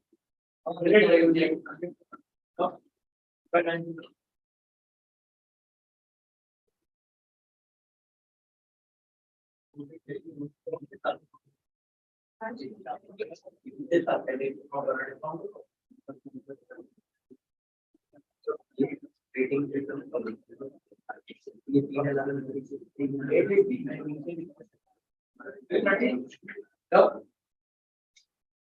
Don't fit it, no. So the question is, what is the market value of the equity? You're a corporate finance consultant in the base case. The base case, you need to calculate the market value of the equity. The bakery is telling you that the assets producing 100 to the infinity. Yeah, the investors require 10%. You were the M&A consultant. What's the value of the equity? 4 people. What do you say?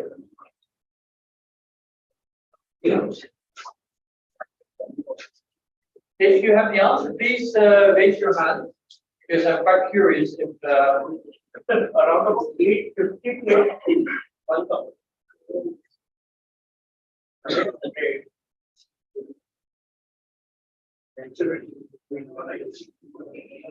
no, anybody?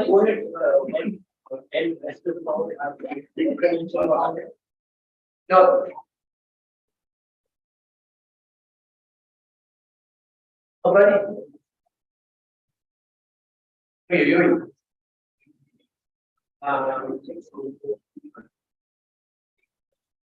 Anybody? Market value of the equity, yeah? Based on ECM. No. No. Okay, here it goes. I hope the ones at home can see the online. In the base case discounted cash flow method, you first go to value the assets based on future cash flows. Symbol down here in 1969.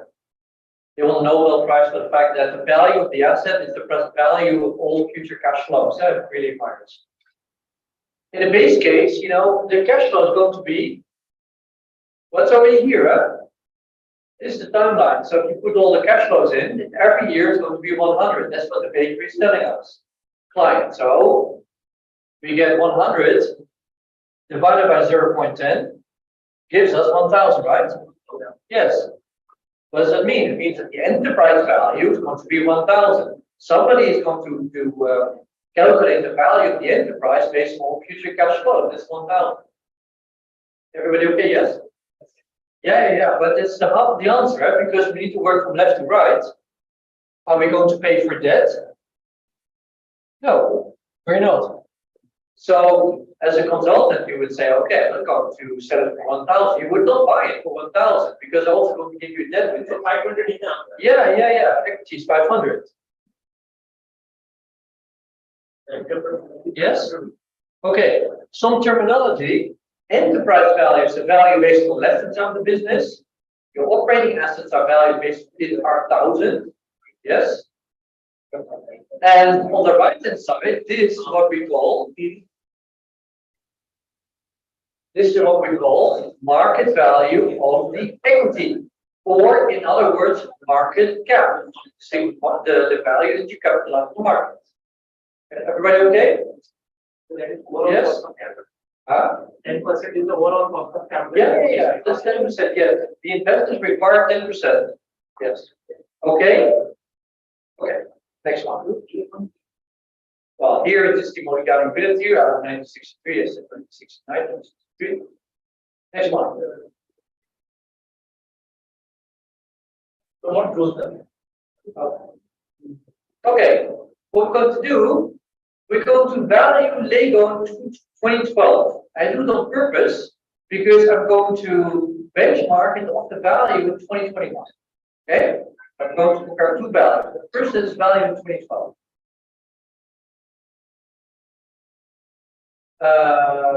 This is what we've seen.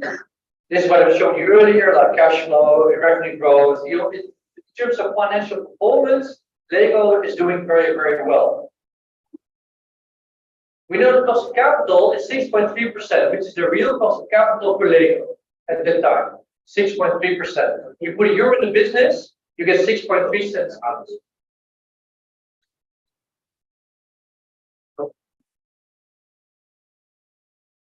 Now, the dilemma of the evaluator is always, now I am in January 1, 2013. I need to sell Lego because the family asked to sell it, to value it. But what is going to be the future cash flow they're going to take into our model? Yeah. Well, of course, in real life, we're going to make different scenarios. But for the sake of simplicity, we just do one simple scenario. And that's the thing that we just discussed. We take the cash flow, we divide it by the cost of capital to calculate the price value. The question, however, is which one do you take? Now, here it goes. The green line shows you the trend in the cash flow. Yeah? 2 billion, 2.5 billion, 1.8 billion, and then in 2012, it was 2.6 billion. So the question is like, okay, what do you expect as a valuator? You talk to your client. Is it reasonable to take 8.6 billion to account until the infinity? Well, that's the question. I mean, it would be pretty progressive, wouldn't it? Pretty aggressive. So what we're going to do, we simply say in this particular case, let's take the last year's cash flow of 2000. That's easy to talk about because you already realized it. And say, okay, this last year's cash, that's going to be the cash until the infinity every year. Yes? So you need to understand that enterprise value assumes that somebody is going to put money on the table and want to get out of that, the cash flow until the infinity, yeah? Not 10 years or 20 years, until the infinity. So the asset should be able to produce, in that particular case, or in Lego's case, 2.6 billion into until the infinity. I want you to value it, yes? And like the next five minutes, I also would like you to answer the question, if you would be evaluator, what would be the underlying condition under which the buyer, because you make this for a potential buyer, would be, what circumstance would you be willing to pay the amount on the table to fit the price value? So question one is, what is the market value of the equity given this model? And second, under what conditions would the enterprise value hold? And under what criteria would the enterprise value hold? Yes? So question one is, what's the market cap of Lego? And question two is, under what conditions would the enterprise value hold? Yeah? 5 minutes. Please work together. Huh? And maybe while you're finished, you even can discuss with your neighbor, like, is it a fair price? Is it expensive? Or is it cheap? Yeah?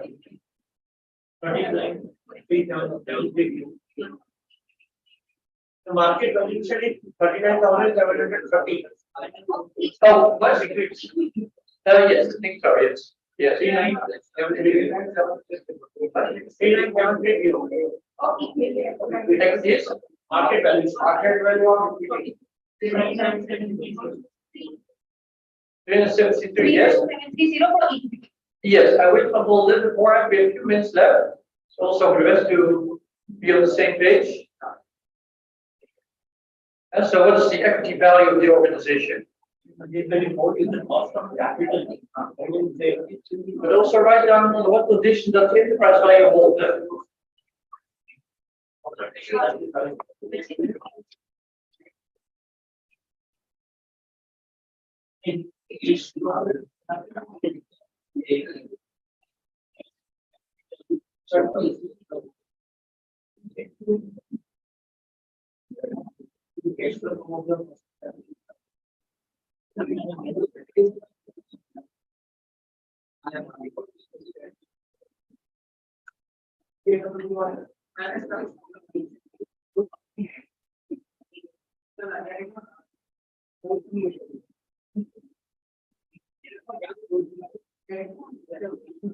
Okay.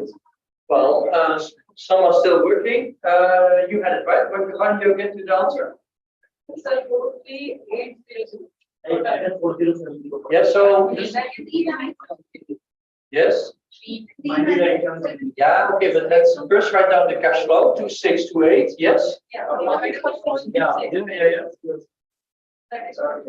067. That is 43,802. Yeah, we'll take this 6. Yeah. Yes.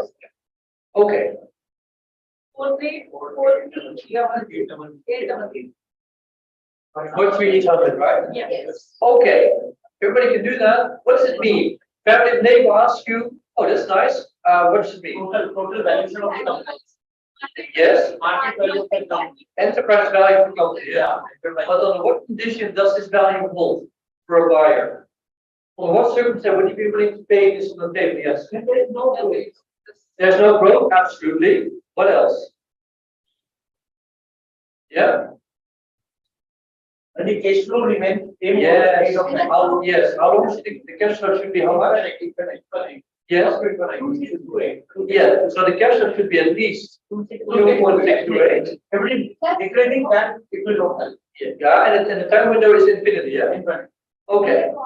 And Cost of capital. yes, should be at least 6%. Yes. Okay. Does it make sense? Who wants to comment? If you would be evaluator of Lego, and what do you think of this enterprise value? Do you think it's very expensive, very cheap, or much fair? The 2.6 billion was actually the highest in the last 8 years. So who's let's make a vote. Just vote. No, you know what we're going to do? Let's discuss it with your neighbor. What do you think? Enterprise value. Is it expensive, cheap, or fair? Then we're going to vote. Yeah, let's discuss with your neighbor for 30 seconds. Yes, make up your mind. What do you think? What do you think? Expensive, cheap, fair value, what do you think?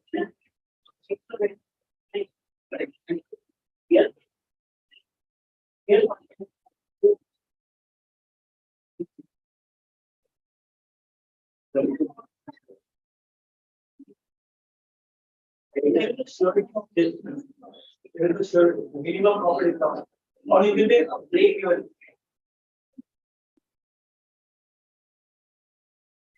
Three options only: expensive, very expensive, cheap, very cheap, or fair. What do you think? 10 seconds. Make up your mind. Then we're going to vote. What do you think? Okay, well, you seem to be ready. Let's vote. Who thinks this is extremely expensive? I would never buy this bus. 1. 3, yeah, expensive. Not everybody should participate. Not everybody, never start over again. Yes, no. Enterprise value. Who thinks no, this is expensive? On the loan that is also there. No, just only enterprise value. Yes, yes. 1, 2, only 2 people. We have 2 people, okay. Who thinks it's fair? 1. Who thinks it's really cheap? No, people, everybody have 2.2, but that means that from the 50 people, 40 people, only 20 people, only 10 people participate, or even there may be 6, but everybody to make up is fine. So, teams. huh? We have responded as teams. Yeah, but that cannot be because you have different kinds of views within your team.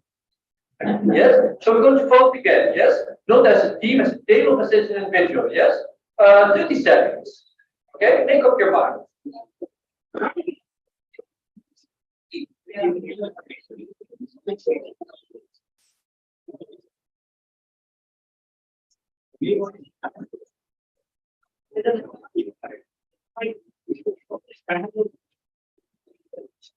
It's not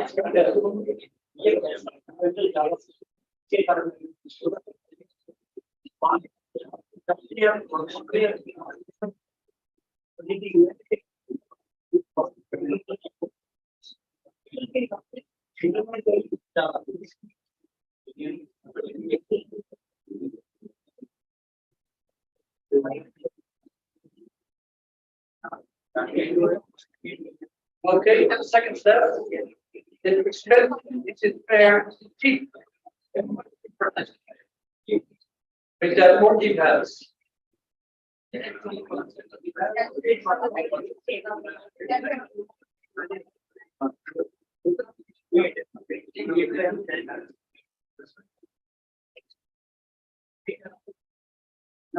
Okay, 5 seconds left. Make up your mind. Everybody participates. Okay, here it goes again. Who thinks, well, this is the largest discussion of it's very expensive. It's limited time window.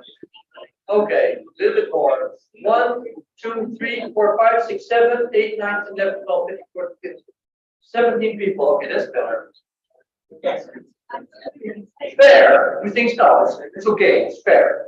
Fair price. Ready? Who thinks it's cheap? Very cheap. And the rest did not comment. The rest doesn't know. I have no idea. Okay.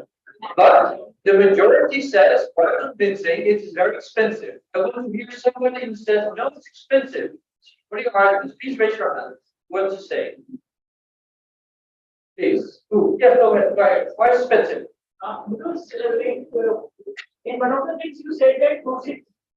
In one of the things, like you mentioned, that closest to it is the cash flow, and it is maximum in past 10 years. I believe. Yes. Yes. Yeah. So that is one of the reasons. If we have to consider, we have to consider 3 scenarios, maybe Yes. high, low, and medium. Yes. We are just considering one scenario, so it's very unlikely that for next years till infinity it would Yes. remain the max. Okay, understand. Okay.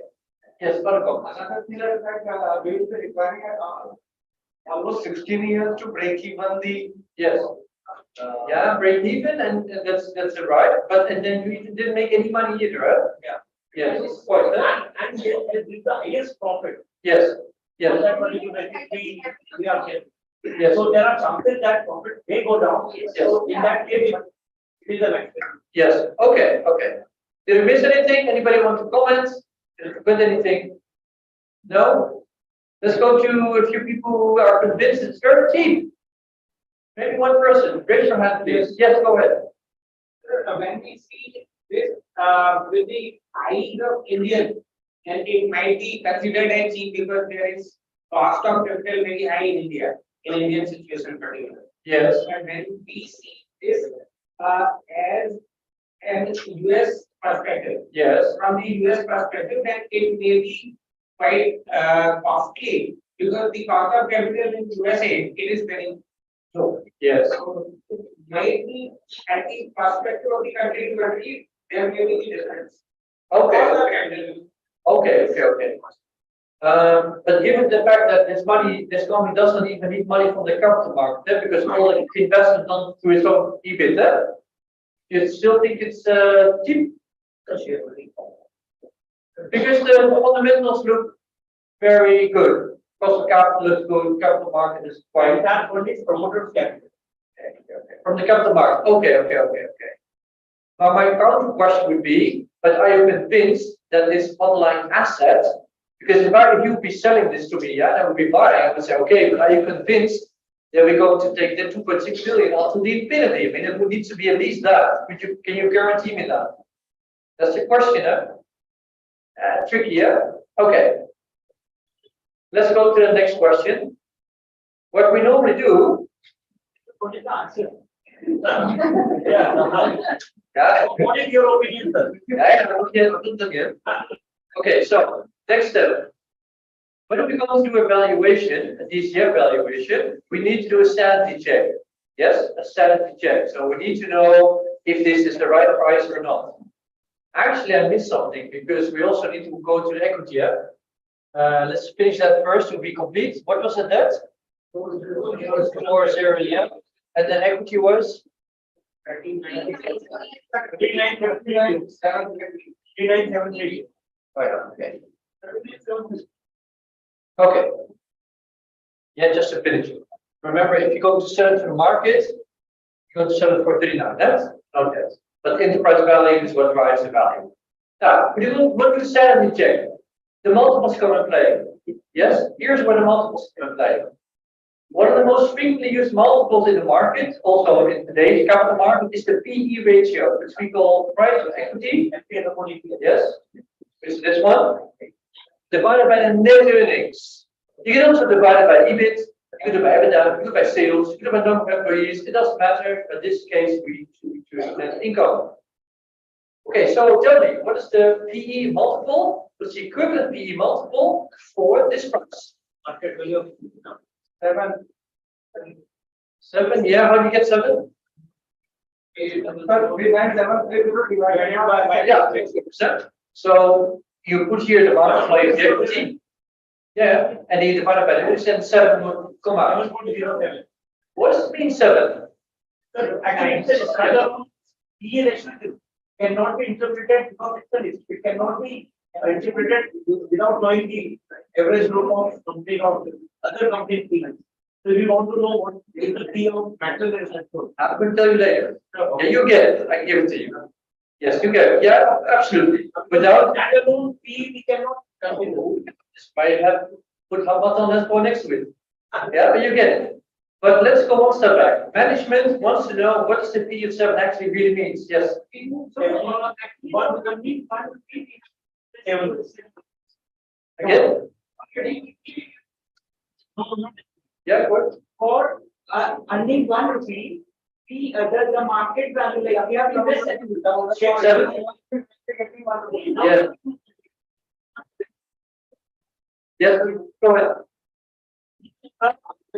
equity shareholder, Yes. perceive that for every 1 year, 7 times valuation done for 1 rupee. Yes. Yep. Central, lady in the front, what is your opinion? Management asks you what is the opinion means of 7, what your answer is? 7 times the profit. Yeah. Market value. Yeah. Something like this. So 7 means, a buyer is willing to pay 7 times upfront to acquire the organization, 7 times earnings upfront to acquire the organization. Yes, that's basically what it means. Or, you can also say one earnings of one rupee of earnings is equivalent to 7 of value. Yeah. Yeah. Okay. So okay. Now let's go back. The person said it's expensive.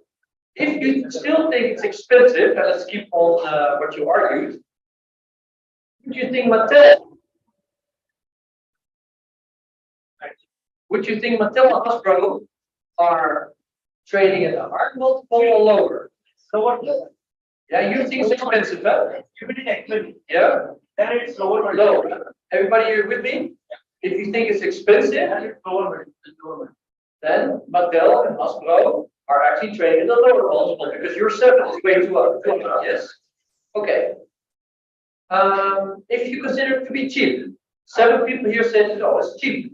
Then you would think the multiple Hasbro and Mattel would be higher. Yes. Okay. Now I'm going to give you the multiples. Mattel and Hasbro.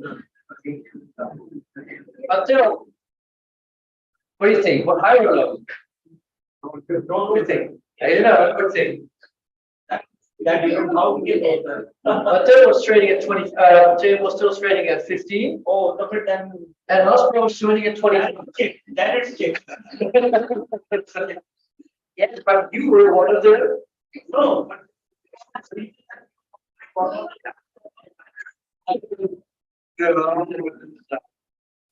You're still expensive. Yes, but now we say it's cheap. Okay, look. Yes.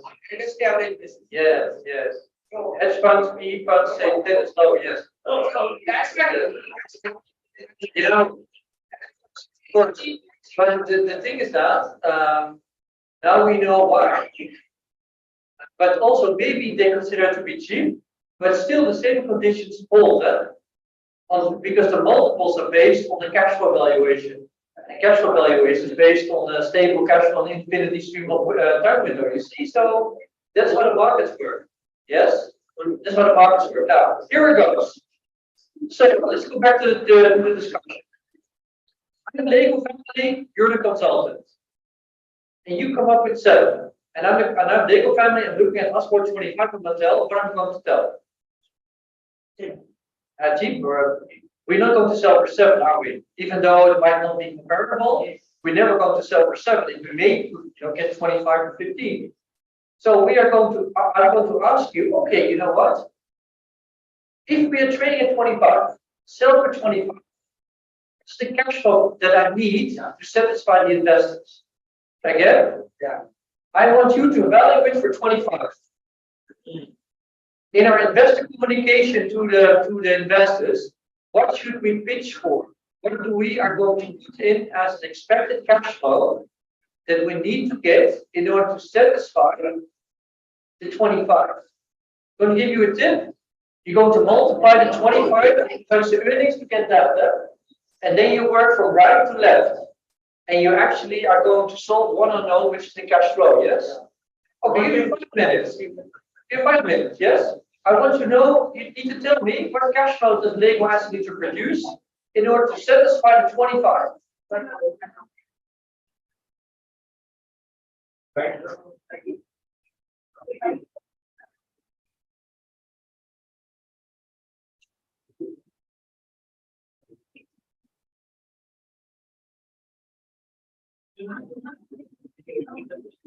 Yeah. Oh, the question is, Lego family disagrees with 7. They think, we don't need to do any DCF, but we're not going to sell this. We want to sell everything. Yes, but the family wants you to tell me, so I want you to tell me what is the cash flow that I need to produce in the business to satisfy the 25? So what cash flow do I need to take? Yes.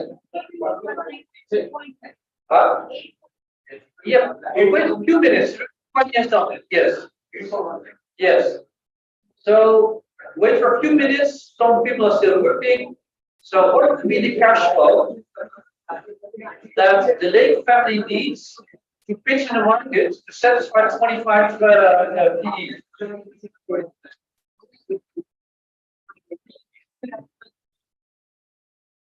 Yes?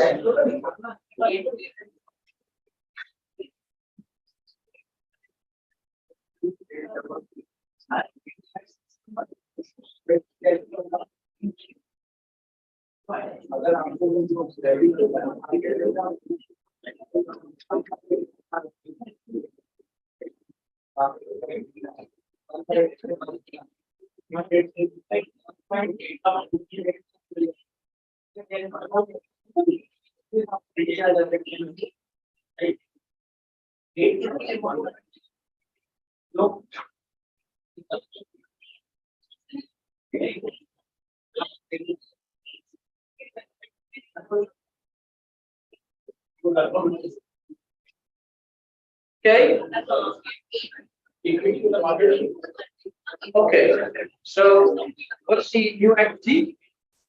So 140, 325.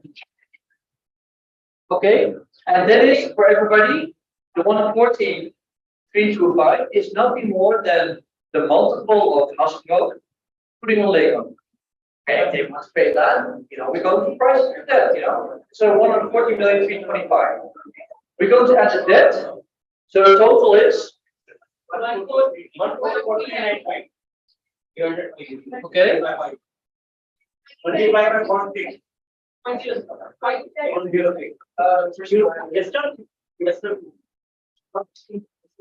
1.439. Yes. Yeah. Okay, and also this.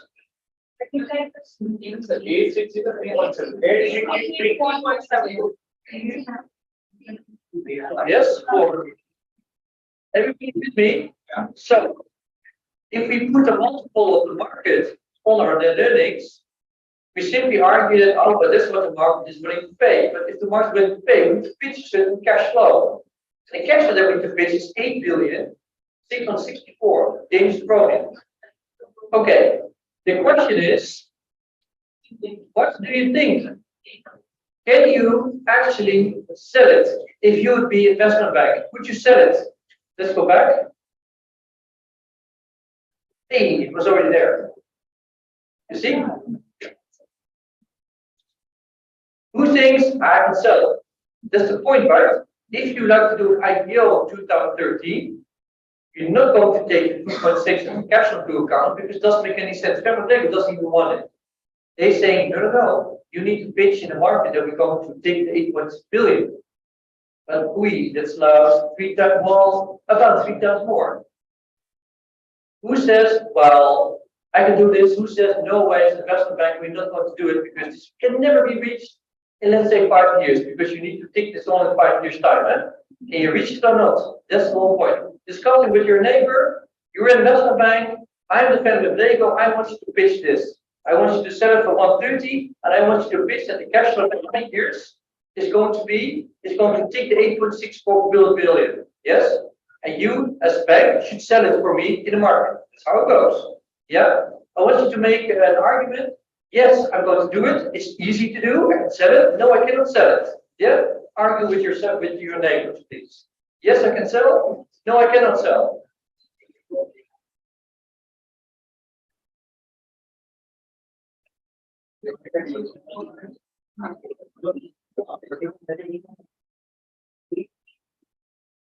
Yes, I can sell. No, there's no way I can sell this. I cannot convince investors that the cash flow is going to be 8 in a couple of years' time.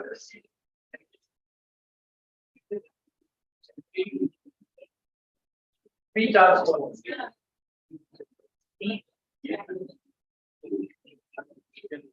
Yeah. So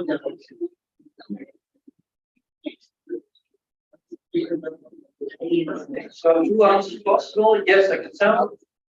No way I can sell this, yeah.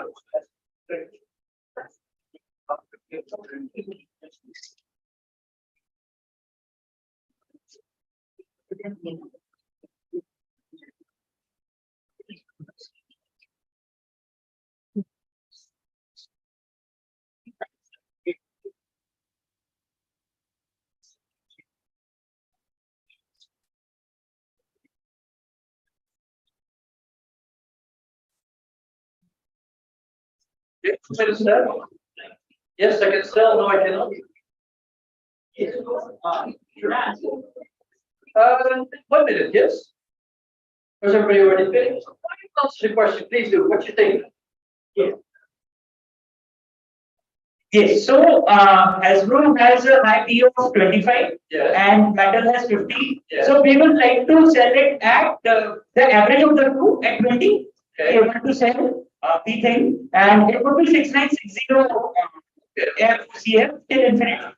But if I would be found in Lego, I would say, we're not going to do that because we go to take the 8.6 billion. No, but that would not be rational because it is not average, it is just the highest in the market. Yes, but I would say our assets Lego go be the strength of the assets go to take the box regardless of your peers. Like we go to tickets. Look at the growth in the last 6 years. We're going to keep on growing. A couple of years time we have 8.6 billion. Can you sell?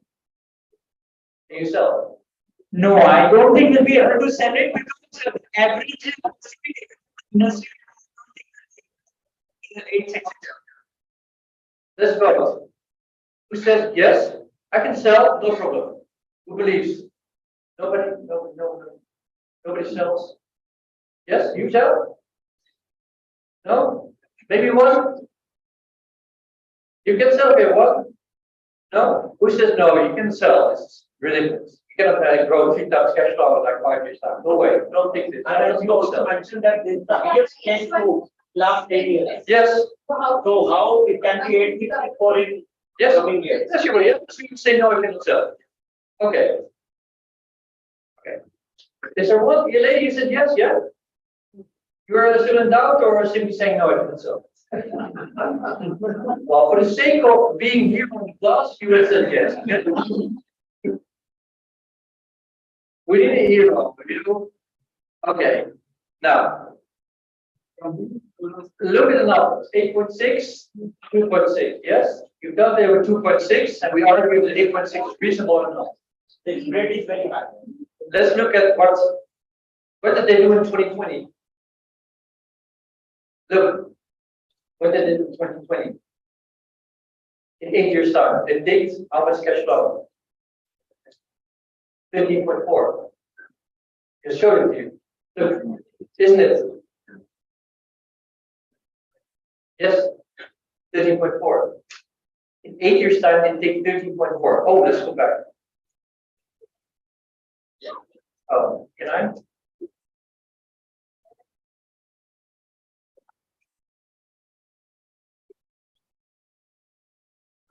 Okay.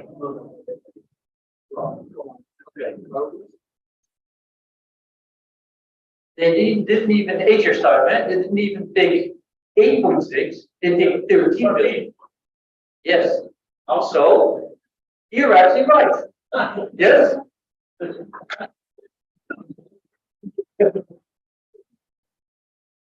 Okay, but there is one problem. Even though management would have convinced you to take the 13 billion, then still the practical question is, can you sell it? Yeah, because let's do the other way around. I'm selling it to you, you would be investor. I'm saying, look, you're going to put, let's say 140 on the table or enterprise value. You need to put 144 on the table enterprise value. And then you will ask, well, the cash that you're going to need, that you're going to is 8.6 billion. But it's not a problem. Because we're going to take 8.6 billion in no time. I even could have sold you it for more expensive. I would say, no, it's 8.13. So even 3, 4 times more. Would you believe? Would you believe that I'm going to tell you in 2030, I'm going to sell you an asset that's going to produce 4 times higher cash flow, let's say 5, 6 years time? Would you believe? Don't think so, do you? So there's too much growth in the business, and therefore, it's not practical to sell it for that. It's not reasonable to do. Yeah, that's the whole point. But not because it's super expensive, but simply because there is a huge gap between what the market, what the family actually wants and what the market thinks is going to happen. Yeah. Now, the difference between the 2.6 in the last year and the 8.6 billion in that we need, or is reflected into the price, is what we call cash flow gap. Okay? Cash flow gap is a very practical tool to make investment decisions. Very relevant, very practical, very strong. Because if I would say the cash flow gap here is about, what is it? I think about 5 billion, right? No, it's 6 billion. 6 billion cash flow gap.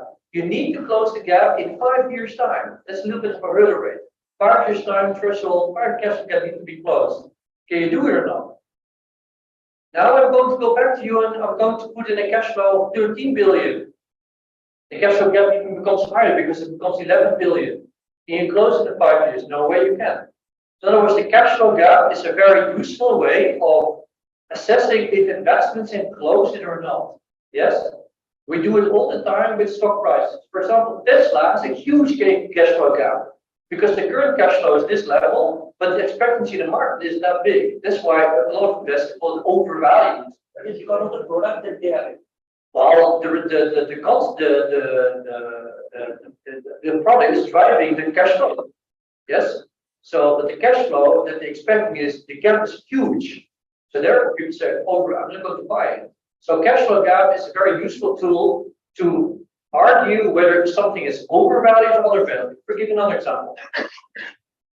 If I would sell it for 2.6 billion for a price, which we originally did, well, then the cash gap is 0. Last year we have 2.6. We expect 2.6 in the price, so no cash flow gap. Easy to sell. Very easy to sell. But it's difficult to sell if you have higher cash flow gap. That becomes very, very difficult to sell. Last point I would like to make is in tech, we do have this project problem all the time. Because tech companies have a huge cash flow to be expected, so it's very difficult to sell. What you do then is you sell a small part, right? You sell, let's say, 10% first, then investors get no stock, value goes up, and then later you're going to sell for a much higher price and sell more shares. Type of plan. Yes, yes. Sir, what in your opinion should be the basic gap for The gap should be closed. Yeah, gap should be closed in 5 years. 5 years? Yes, yes. And you know why we get the close of the gap? Because we see that investors are looking at a period of 5 years. Yeah, that's limited time horizon. Actually, a little bit shorter, like 4 years, but okay, let's do 5 years. That's all like that. It should be close to 5 years. In terms of amounts, what should be the Yeah, it depends on the quality of the asset. It depends on the growth of the past. Yeah. It depends. Sometimes you see cash flow gaps of 50% of the current cash flow. Sometimes we see 200%. Tesla is maybe even 600-800%. Can you close it? Never. So it depends upon what type of product the company is dealing into. Yes. If Yes. there is a good invention or a discovery, then the cash flow can increase a lot like Tesla. Yes, exactly. But then this growth should have been realized in the past. Huh? Yeah, realize. That's the point. Huh? It's a proven track record of growth, and then you extrapolate. Yes. If the growth is like 0, it's going to shoot. Okay. Now, last point. Okay. It's we're going to stop in 12 minutes. What we're going to do now is the last quiz. Everybody individual or with 2 persons or with your neighbor. Everything we discussed until now, like the whole day, comes back in this quiz. It contains 5 questions. And I would like to, just for you to check if you're on the right track. And also to work on the case tomorrow, Ben and Jerry. Just check for yourself if you're on the right track. And please have a look at the 5 questions next. And please answer the 5 questions. And then we have about 12 minutes and then this session is over and we see each other. Yes, so try to fix it within, let's say, 15 minutes. Yes, there are 5 questions. Question 1, and so on. Yes? Not sure if you can see it actually. You cannot then?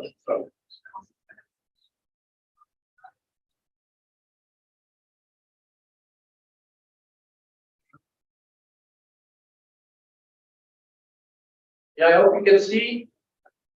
If not, maybe you can take a picture. Oh, it's not, I want to see the answers there, then you can leave. Yeah? Yeah? I want to see, and then you will done with it, yeah? So all 3 to tick the box if we have all the learning objectives, yes? So I want to see everybody's on the same page. Yes? So I want to see the answers for 2 or 3 people, and if they're correct, you're free to go. Yeah? If you finish, show me the answers, please.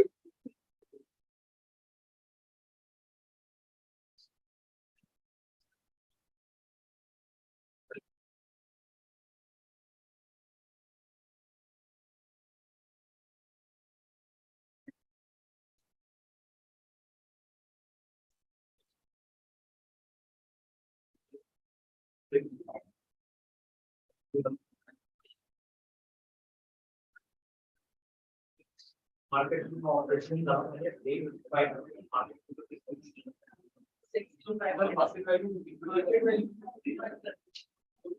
market value operations.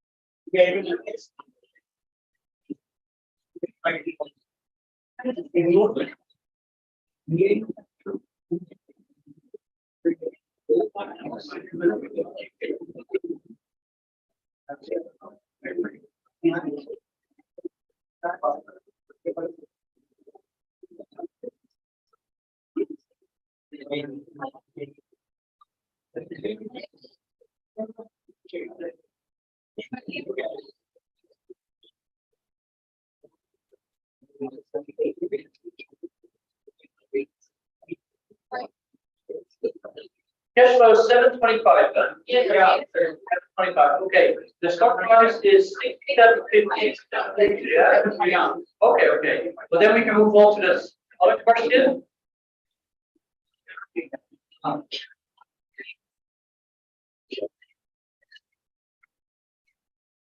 And this is last, you can skip question 5 and 6. Only question 4. What's the cash flow gap?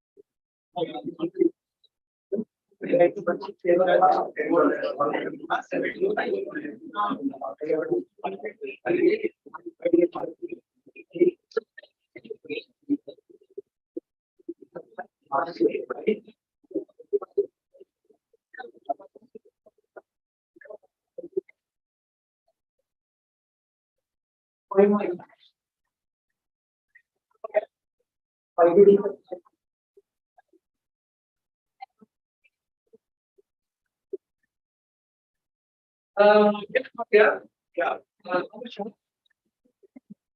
5? 87. 8? 7. 7.5. Cash flow gap. Yes, correct. Yes. Yes. Okay, cash flow gap. Yes. Yes, yes. Some here no. Yeah, okay, maybe 7. Okay, well, it's hard to look at 3 days. I also want them tomorrow because we go to do real casework, we go to value managering. It's fantastic casework also you can use for your own students. If you're faculty, if you're a financial controller or accountant, you can also use the terminology in your own practice, so it goes both ways. And on Friday, we go to the Juventus case, which is also a negotiation game, financial. Also, the people online, wish you all the best. People want to know the entire description of this. So can we have 2 minutes so that Yes, I only have the first answer. Answer number 1 was 725. Yeah, Yes. The equity is.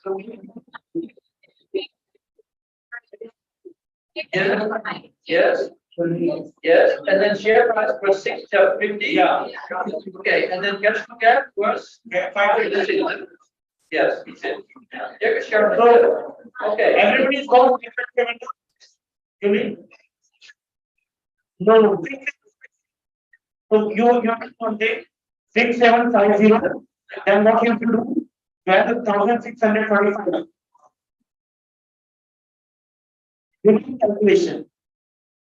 So 6750 is the for the company which was driven company, and then the next company you have to do the calculation to start with.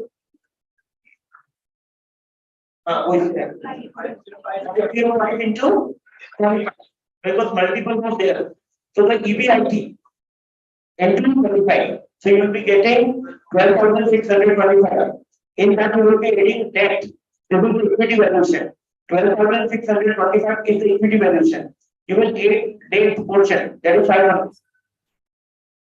The total enterprise valuation will be 13,125. In that, that it 10% of your cost of capital, and that is 1,312. And the given value was 725. The difference between this and the cash flow. Okay.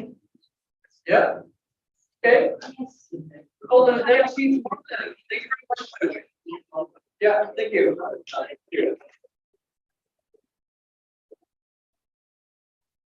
So thank you very much, sir. You want to say something? And please announce at what time you have to gather material. Then that we want.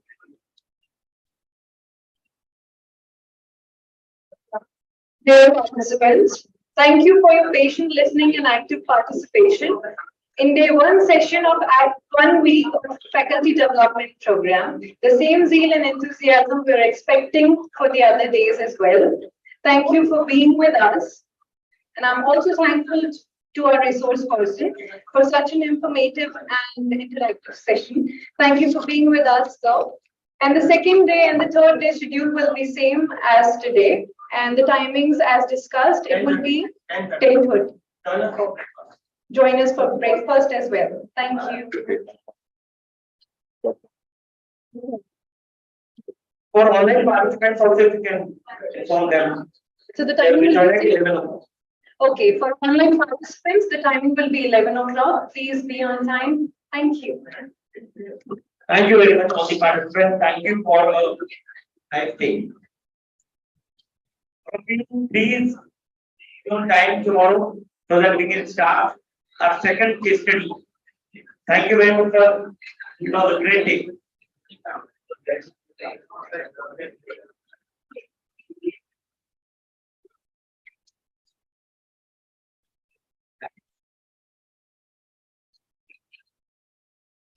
Tomorrow, again. Yes. I know.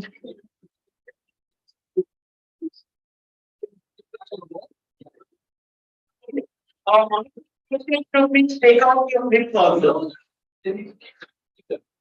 Tomorrow, new flips. So they have to test a new flip. No, just okay. Okay. Don't take flips, sir. Yes. So you don't want to write on these flips only. University.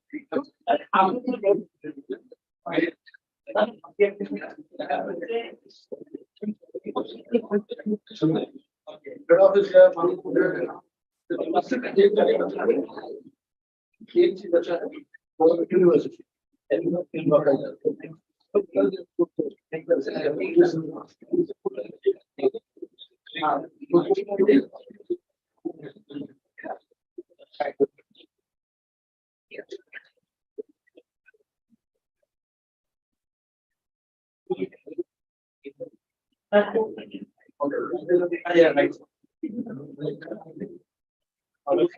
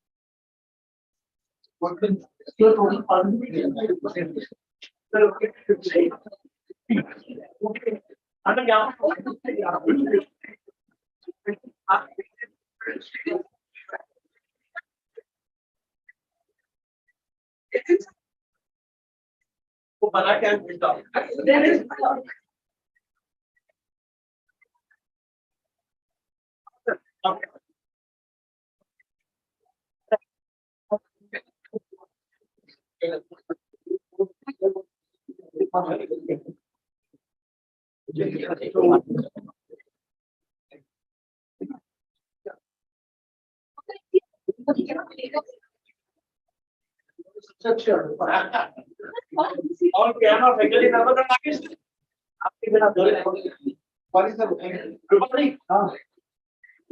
Three panels. Three panels.